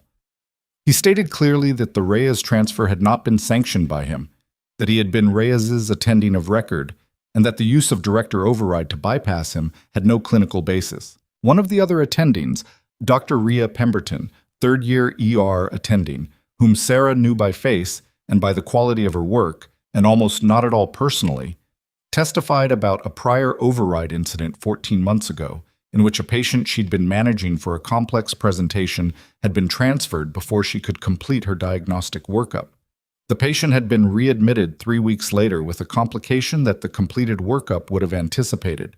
Delvane's counsel tried to characterize the readmission as unconnected to the transfer. Pemberton looked at him and said, "I have the records. Would you like to see them?" The counsel did not want to see them. At 8:47 a.m., Fassberg spoke for the first time. She asked Delvane a single question. In the 6 incidents cited, what was the clinical basis for invoking emergency director override authority?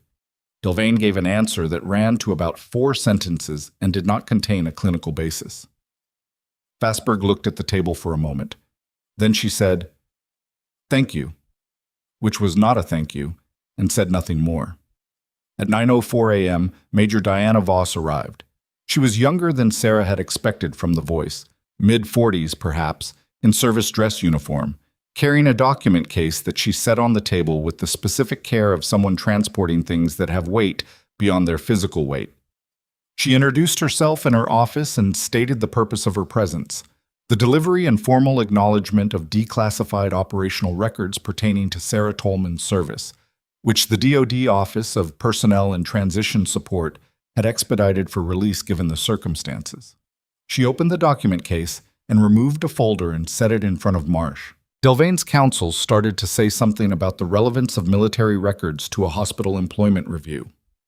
Fassberg held up one hand without looking at him. He stopped. Marsh opened the folder and read. The room was quiet. Sera watched Marsh's face and could not read it entirely. She was a woman who had learned to give very little away, but something moved through her expression at a certain point in the reading, a single moment of response that she shut down almost immediately. Marsh looked up. She looked at Delvane. She said, "Dr. Delvane, I'm going to ask you and your counsel to step outside for a few minutes." The specific way she said it, not the words but the quality underneath them, the absolute flatness of it, made something shift in the room. Delvane looked at his counsel. His counsel said something quietly. Delvane nodded and stood and walked out with the particular stiff-shouldered posture of a man who has just understood that the floor he's been standing on is not where he thought it was. The door closed. Fassberg looked at Sera for the first time directly, a long, assessing look that reminded her oddly of Hastings in the parking lot, the comparison against a file she hadn't seen.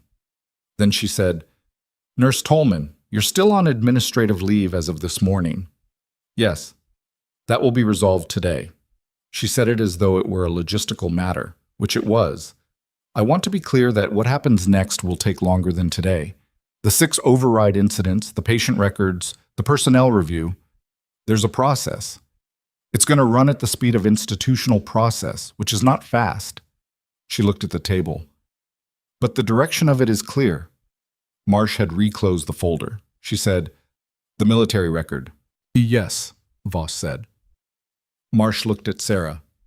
"Your file describes actions taken under combat conditions that resulted in the extraction and survival of 2 seriously wounded personnel, across a distance and through conditions that the field report characterizes as," she glanced at the folder, "as survival outcome improbable."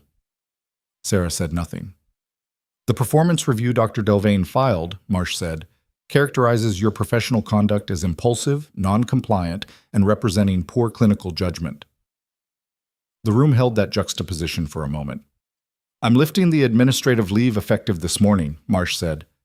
"You're reinstated to active duty status pending the committee's formal findings." Sera nodded once. The door opened. Delvane and his counsel came back in. Delvane looked at Sera's face and read something in it.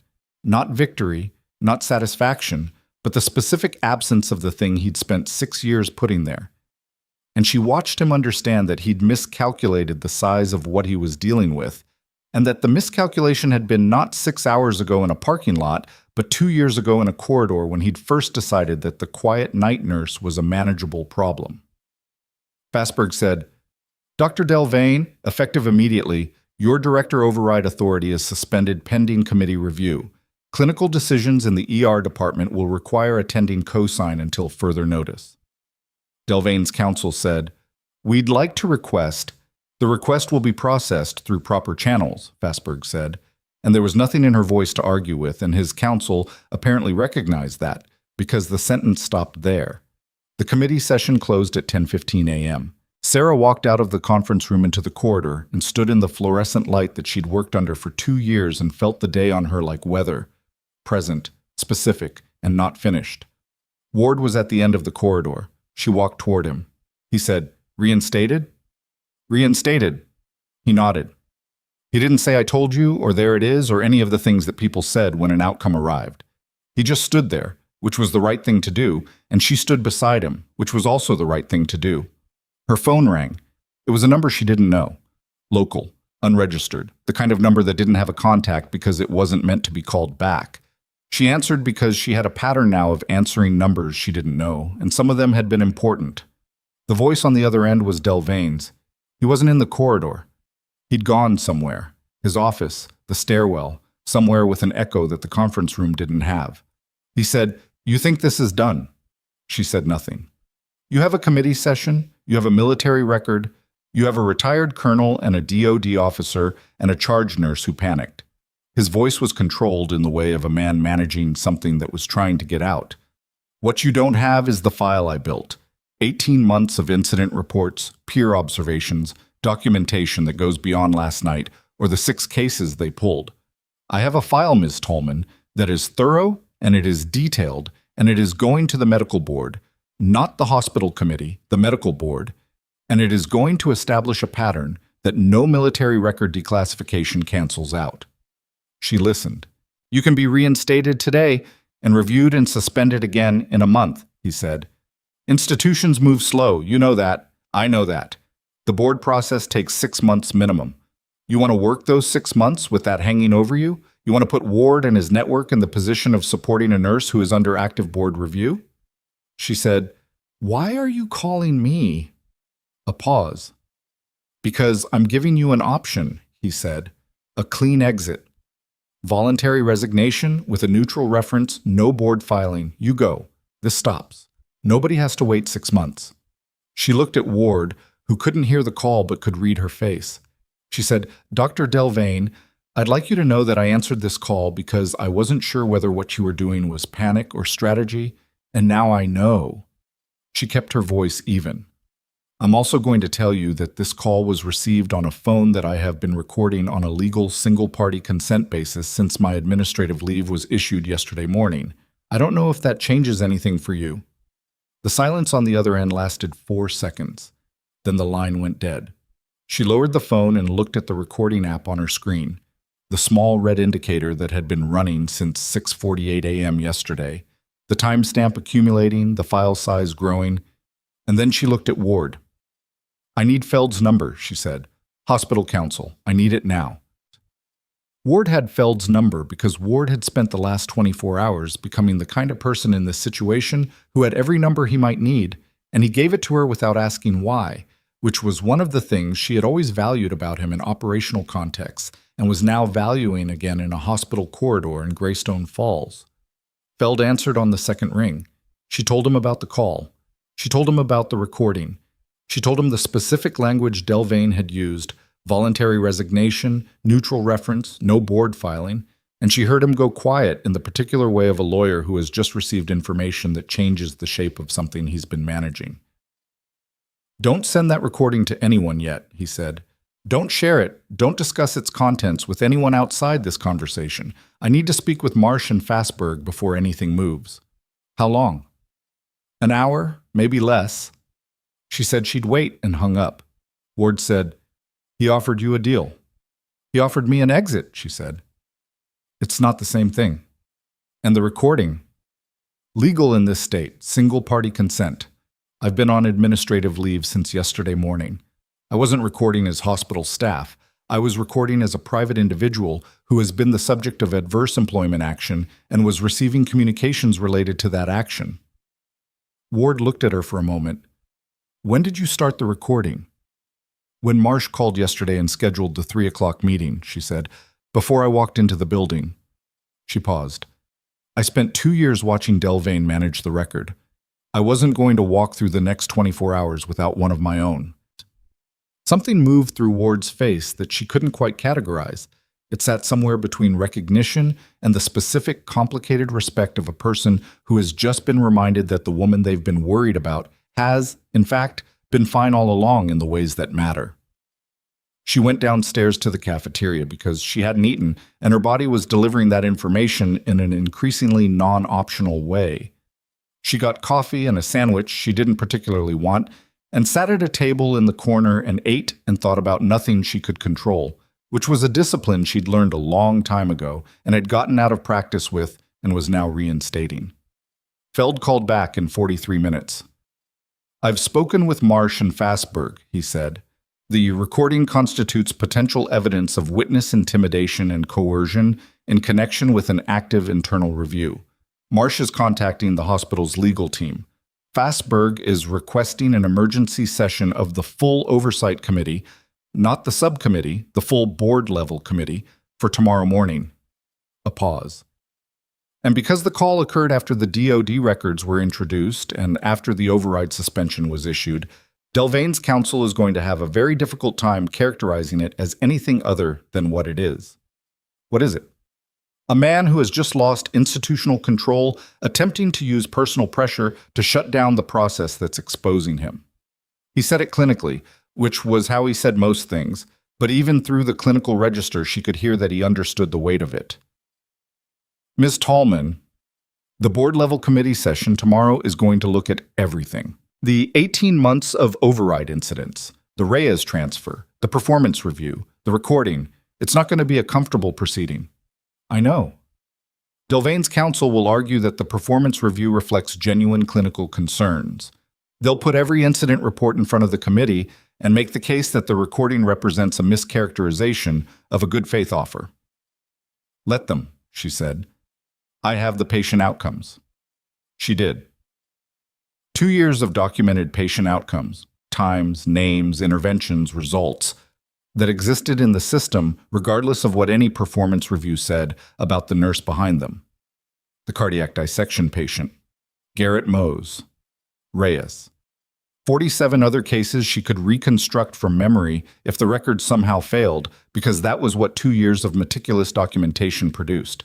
Feld said he'd be in touch before 9 a.m. and hung up. She finished the sandwich. She went back upstairs.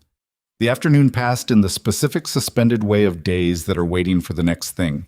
She stayed in the building because leaving felt wrong. Not strategically, just instinctively, the way you stay near something you've been fighting for without being able to entirely explain the logic of it. She sat with Aronde for 20 minutes in his office, and he told her about the CMO conversation, and she told him about the recording, and he sat back in his chair and looked at the ceiling with the expression of a man absorbing several things at once. "He's done this before," Aron said. "Not this specific thing, but the shape of it, using the process as a weapon, treating the administration as a tool for controlling people who get too visible. I've watched him do versions of it for 3 years and He stopped. "I told myself it wasn't my department, which is exactly the kind of thing people say when they mean they didn't want the problem." "You filed the objection," she said, 14 hours after I should have stopped the transfer."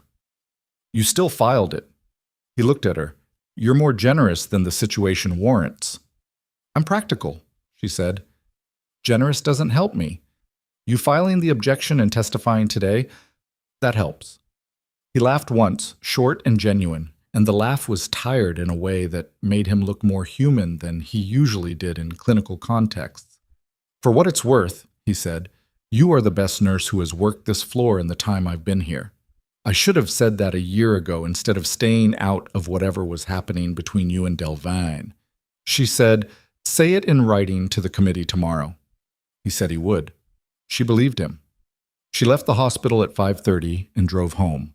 Ward had offered to drive, but she'd said no, because she needed the 15 minutes alone in the car, and he'd understood that. And she sat in her apartment in the early evening and thought about Reyes. She called the annex.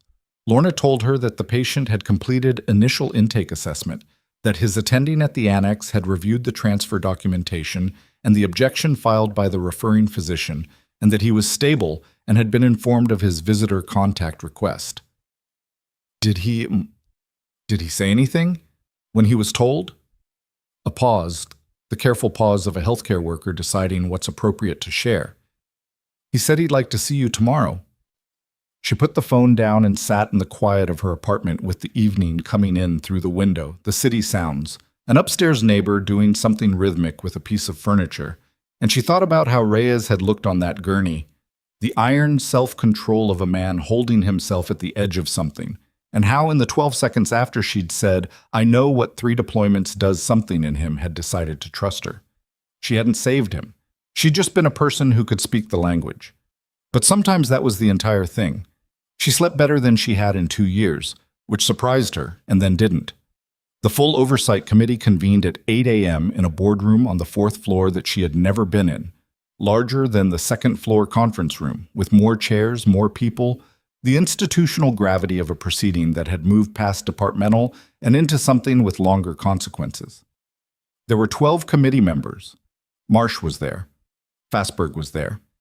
Feld and 2 other members of hospital council were there. Voss was there, having stayed an extra day.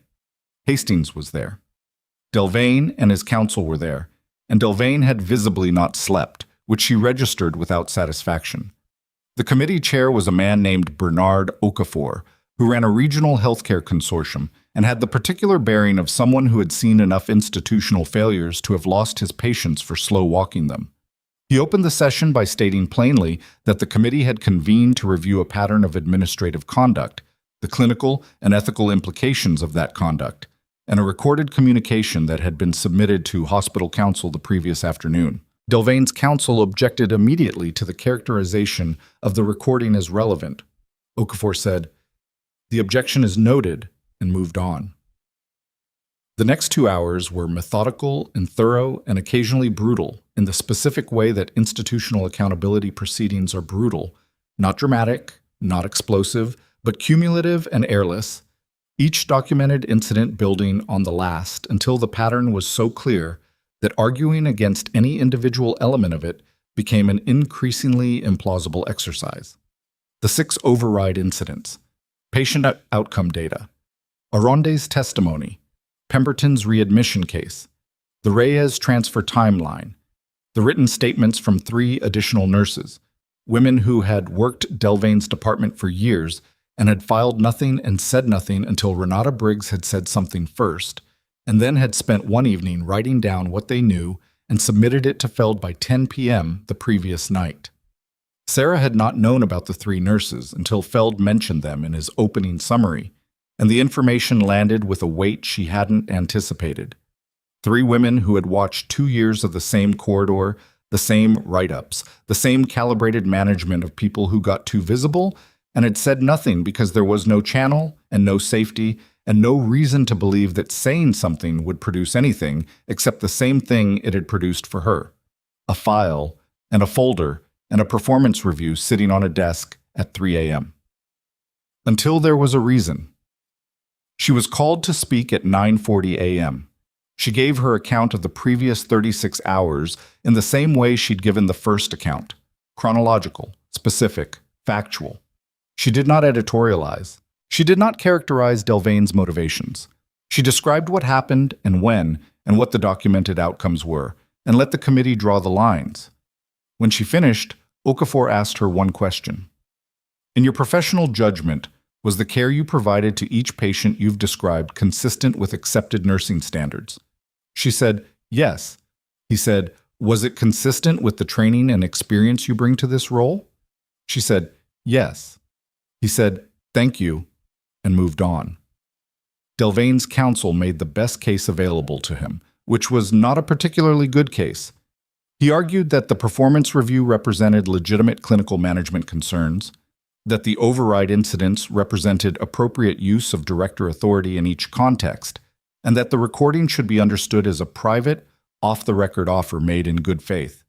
He was precise and professional, and the argument he made was the strongest argument the available facts permitted. It wasn't strong enough. At 11:22 a.m., the committee recessed. At 12:47 p.m., the committee reconvened. Okafor read the findings. He read them in the flat, formal register of official proceedings, without inflection, without drama, and the lack of performance made them land harder than theater would have. Dr. Marcus Delvane's use of emergency director override authority was found to be clinically unsupported in 5 of the 6 documented incidents. The Reyes transfer was specifically cited as the use of administrative authority to interfere with an active patient care relationship in a manner that posed potential clinical risk to a vulnerable patient. The performance review filed against Nurse Sera Tollman was found to be initiated in direct response to patient care interventions that produced documented positive outcomes, and was therefore deemed retaliatory in nature. The recorded communication of that morning was characterized as an attempt to leverage an active personnel proceeding to compel voluntary resignation, constituting conduct unbecoming a department director. Effective immediately, Dr. Marcus Delvane was suspended from his position as ER director pending further review by the State Medical Licensing Board. His clinical privileges at Hartwell Memorial were suspended pending that review. Hospital counsel had been directed to provide full documentation of the committee's findings to the licensing board within 72 hours. The performance review filed against Nurse Tollman was expunged from her record. Both prior write-ups were under review for potential expungement pending individual case examination. Okafor set down the paper. The room was quiet for a moment. Delvane stood. His counsel put a hand on his arm and he sat back down, and the specific quality of that, the hand, the sitting down, the counsel making a quiet judgment that standing served nothing, was its own kind of ending. Sera looked at the table in front of her. She was aware of Ward somewhere behind her, and Hastings, and Voss, and the 3 nurses whose names she hadn't known 24 hours ago. She was aware of the particular sound the room made when 12 people who had been holding professional tension released it simultaneously. She didn't feel what she might have expected to feel. She felt tired. She felt the specific tiredness of a long campaign reaching a point of resolution that is real but isn't the same as rest. She felt, underneath the tiredness, something quieter. Not triumph, which had always seemed like the wrong word for the end of something hard, but the specific satisfaction of a thing that had been crooked for a long time being made straight.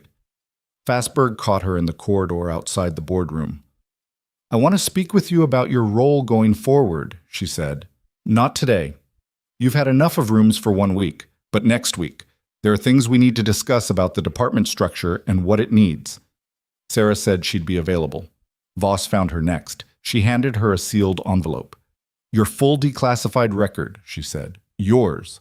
Not for proceedings, not for committees, yours." She paused. "You should read it." Sera took the envelope. She held it for a moment without opening it. "The commendation documentation," she said. "Hastings mentioned it." "It's in there." Voss looked at her steadily. "For the extraction, for the terrain you covered alone, for getting 2 people home who wouldn't have come home otherwise." She let that sit. "You knew it existed." "I knew something happened that mattered," Sera said. "I didn't know the record agreed."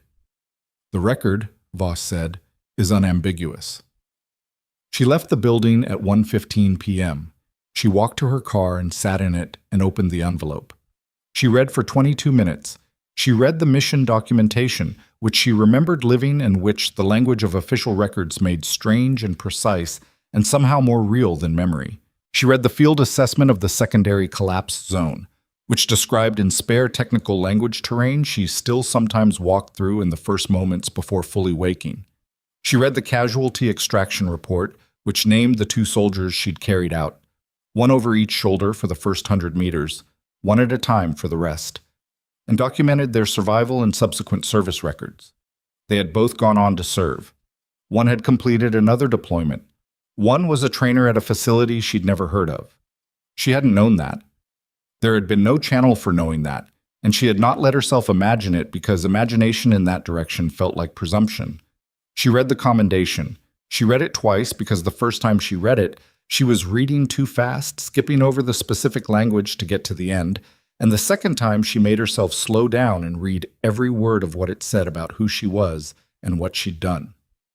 She sat in the car for a long time after that, not crying, or not only crying, and not for long, because she had never been able to sustain it, and that was a fact about herself she'd made her peace with.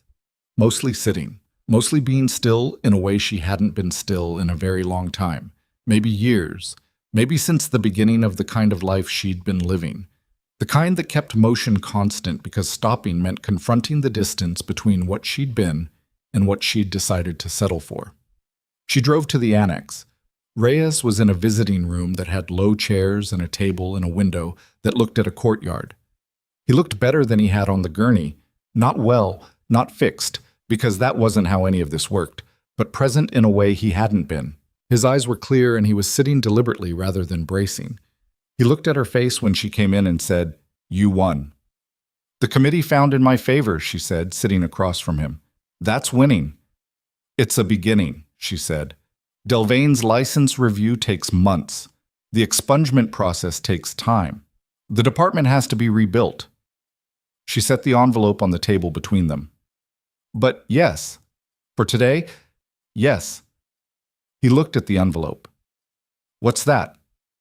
"My service record, declassified." She paused.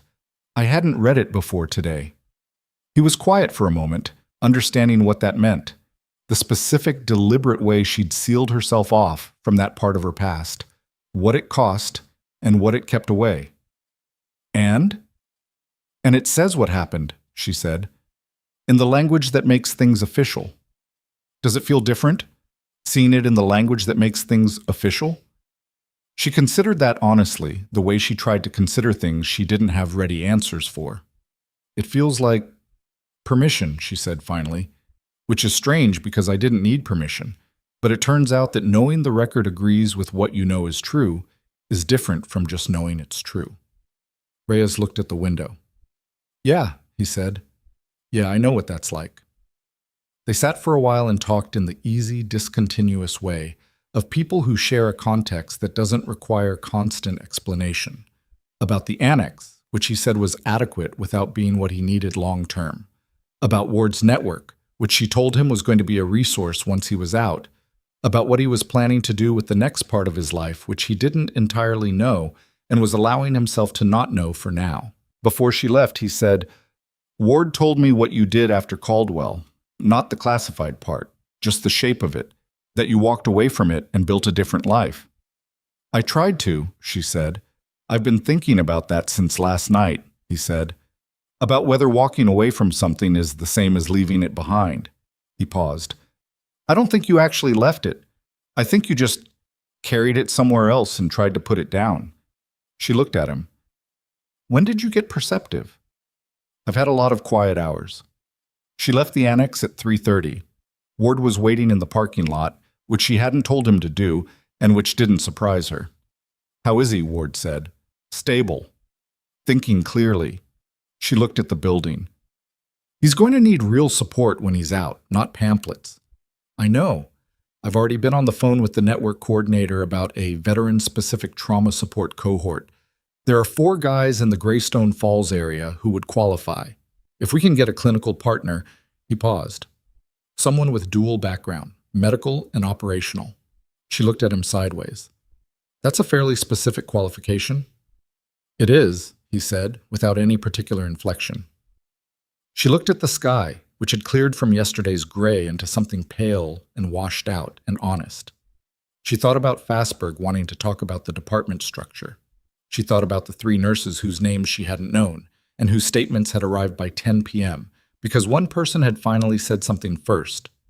She thought about the commendation language she'd read twice in her car, the spare, technical precision of it, the way official language tried to contain things that didn't fit in language. She thought about what she'd said to Reyes about permission, that it felt like permission, which was strange because she hadn't needed it. Maybe that wasn't entirely accurate. Maybe what the record gave her wasn't permission exactly, but something she'd been refusing to give herself for 3 years. The acknowledgement that she hadn't been running from her past so much as carrying it, and that carrying it didn't make her less capable of a present, and that the thing she'd spent 2 years calling invisible, the absence of a call sign, the night shift, the deliberately forgettable badge photo, wasn't safety. It was just a smaller life than the one she'd earned. The following weeks moved at the speed of institutional processes, which was not fast, which was something she'd known going in and had to relearn in practice. The medical board opened a formal review of Delvane's licensing. The timeline for that was 6 to 8 months, which nobody was happy about and which nobody could change. Delvane's counsel filed 3 procedural objections to the committee findings, all of which were addressed through proper channels, none of which reversed anything. The 2 prior write-ups in Sera's file were both expunged following individual case review. The examining physician on the first case, the medication dose correction, submitted a written statement confirming that Sera's intervention had been clinically correct. The second case, the escalation protocol complaint, was reviewed against the documented patient outcome and dismissed. Her record, when the review was complete, contained 2 years of patient care documentation and no disciplinary notations. It contained an addendum from Aronde characterizing her clinical instincts as exceptional. It contained the declassified military record, not as part of her nursing file, but as a verified secondary record that established the training basis for her interventional approach. Renata Briggs requested a formal transfer to a different department.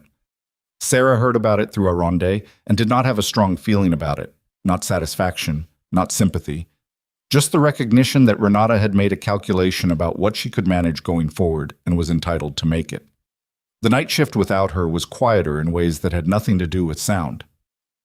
The department got an interim ER director, Dr. Claudette Farrar, imported from a regional affiliate for the transition period, who had been in the job 8 days when she pulled Sera into her office and said, without preamble, "Tell me what's broken in this department."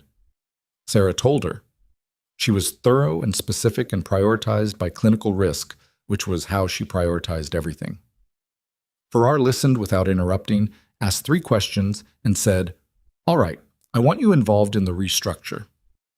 "I'm a night shift nurse," Sera said.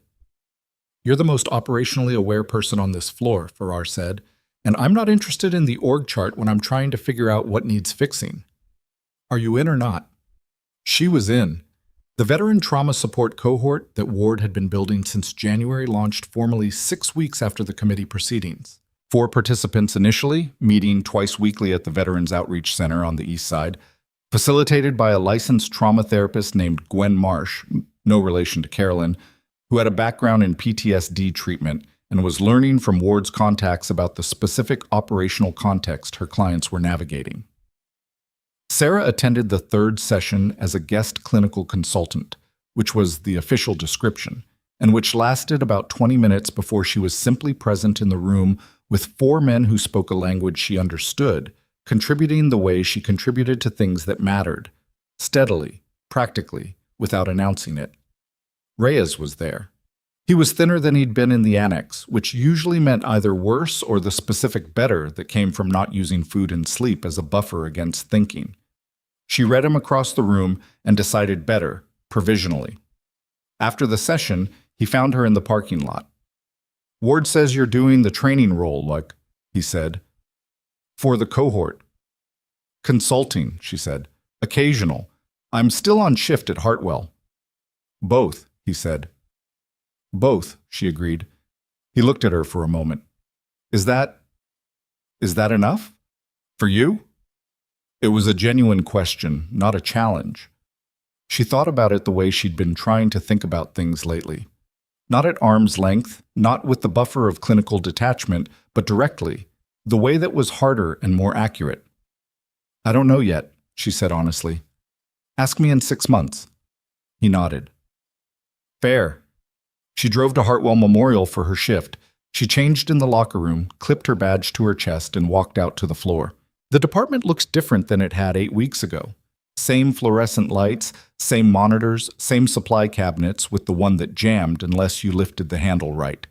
But the texture of the place had changed in the incremental way that places change when the thing that was wrong with them has been named. Farrar's restructure was 3 weeks in and incomplete and occasionally created new problems while fixing old ones, which was how restructures worked. The 3 nurses whose statements had gone to Feld were still on the floor, and there was between them and Sera the specific quiet acknowledgement of people who had been through something together without it needing to be discussed. Philip, the night orderly, was in the corridor when she came out of the locker room. He nodded at her the way he always had. Briefly, not unfriendly, 2 people who had occupied the same space for years without ever having a real conversation. Tonight he said, "Heard things changed around here." "Some things," she said. "Good?" he said. "Getting there," she said. He nodded and went on down the corridor. She went the other direction. The first patient of the night was a man in his late 30s with a deep laceration to his right forearm. Occupational, a machine at a fabrication plant, not life-threatening but requiring careful management to preserve nerve function if possible. She assessed it, flagged it for the surgical consult, and stayed with him while he waited because he was alone, and the waiting was the worst part, and she remembered knowing that from a very long time ago. He looked at her after a while and said, "You seem like you've seen worse than this." "A few times," she said. "Does it get easier? The bad things?" She thought about the honest answer, which was not the comforting one and not the dismissive one. "You get better at carrying it," she said. "That's not the same as easier, but it's something." He seemed to think about that. Then he said, "Okay," the way people said it when they meant that's enough to work with. She had been thinking in the weeks since the committee proceedings about what it meant to hide and what it meant to protect, and whether she had always known the difference between them. She hadn't. She told herself the quiet and the small life and the invisible badge photo were a form of protection, protecting herself from the weight of a past that had cost her more than she'd had to give. But what they'd actually been was a rehearsed disappearance, a way of being present in the room while taking up as little space as possible so that nothing could be taken away again. And the thing about small spaces is that nothing can be taken away because there's nothing there to take. The night passed, the way nights passed, not smoothly, not dramatically, one patient at a time, each one a discrete and complete human situation requiring attention and judgment and the specific willingness to be present for something that mattered to someone else. She made 2 escalation decisions that the charge nurse on duty, a new placement named Yvonne, who was learning the floor and had apparently been briefed, supported without friction. She caught a medication interaction that the prescribing resident hadn't flagged. She held the hand of an elderly woman who was frightened and whose family hadn't arrived yet, and who just needed someone to stay. At 4 a.m., the department went quiet. She stood at the nursing station and looked at the East Wing corridor and thought about the night 6 weeks ago when she'd stood in almost the same spot and watched the ambulance bay doors open and her pass walk through them on a gurney. She hadn't asked for any of what had followed. She hadn't planned the cardiac patient catch, or Garrett Moa's, or the 90 seconds she'd negotiated for Reyes, or the recording, or Renata Briggs deciding in a conference room that 11 years of looking away was long enough. She hadn't engineered any of it. She just refused to be smaller than what the situation needed. That was all. And it turned out that was enough. Not because the world reliably rewarded people who refused to be small. She'd been around long enough to know it often didn't, but because the alternative was continuing to take up a space that didn't fit, and the fit had been wrong for 2 years, and the Night Corporal Dominic Reyes had come through the ambulance bay doors and called her name, had been the specific moment when wrong became unsustainable. She thought about what she'd said to Reyes in the annex visiting room about the record giving her something that felt like permission. She thought about how strange that was, that you could spend years knowing who you were, knowing what you'd done, knowing the exact contour of your own capability, and still need the external record to agree before you stopped apologizing for the space you took up. She was done apologizing for the space. At 5:45 a.m., with the sky outside the East Wing windows beginning to shift from black to the specific gray-blue of early morning, not quite dawn, but the promise of it, her phone buzzed with a text from Ward. Medical board confirmed receipt of committee documentation. Review formally opened. Estimated timeline 5 to 7 months. He can't practice anywhere in the state during review. She looked at the message. She looked at the window and the early sky. She texted back, "Okay." He sent back, "How's the shift?" She thought about the laceration patient and the medication catch and the frightened elderly woman and Yvonne learning the floor without friction and Philip in the corridor asking good. And she said getting there. Ward sent back a single word, "Good." She put the phone in her pocket and went back to work. The shift ended at 6.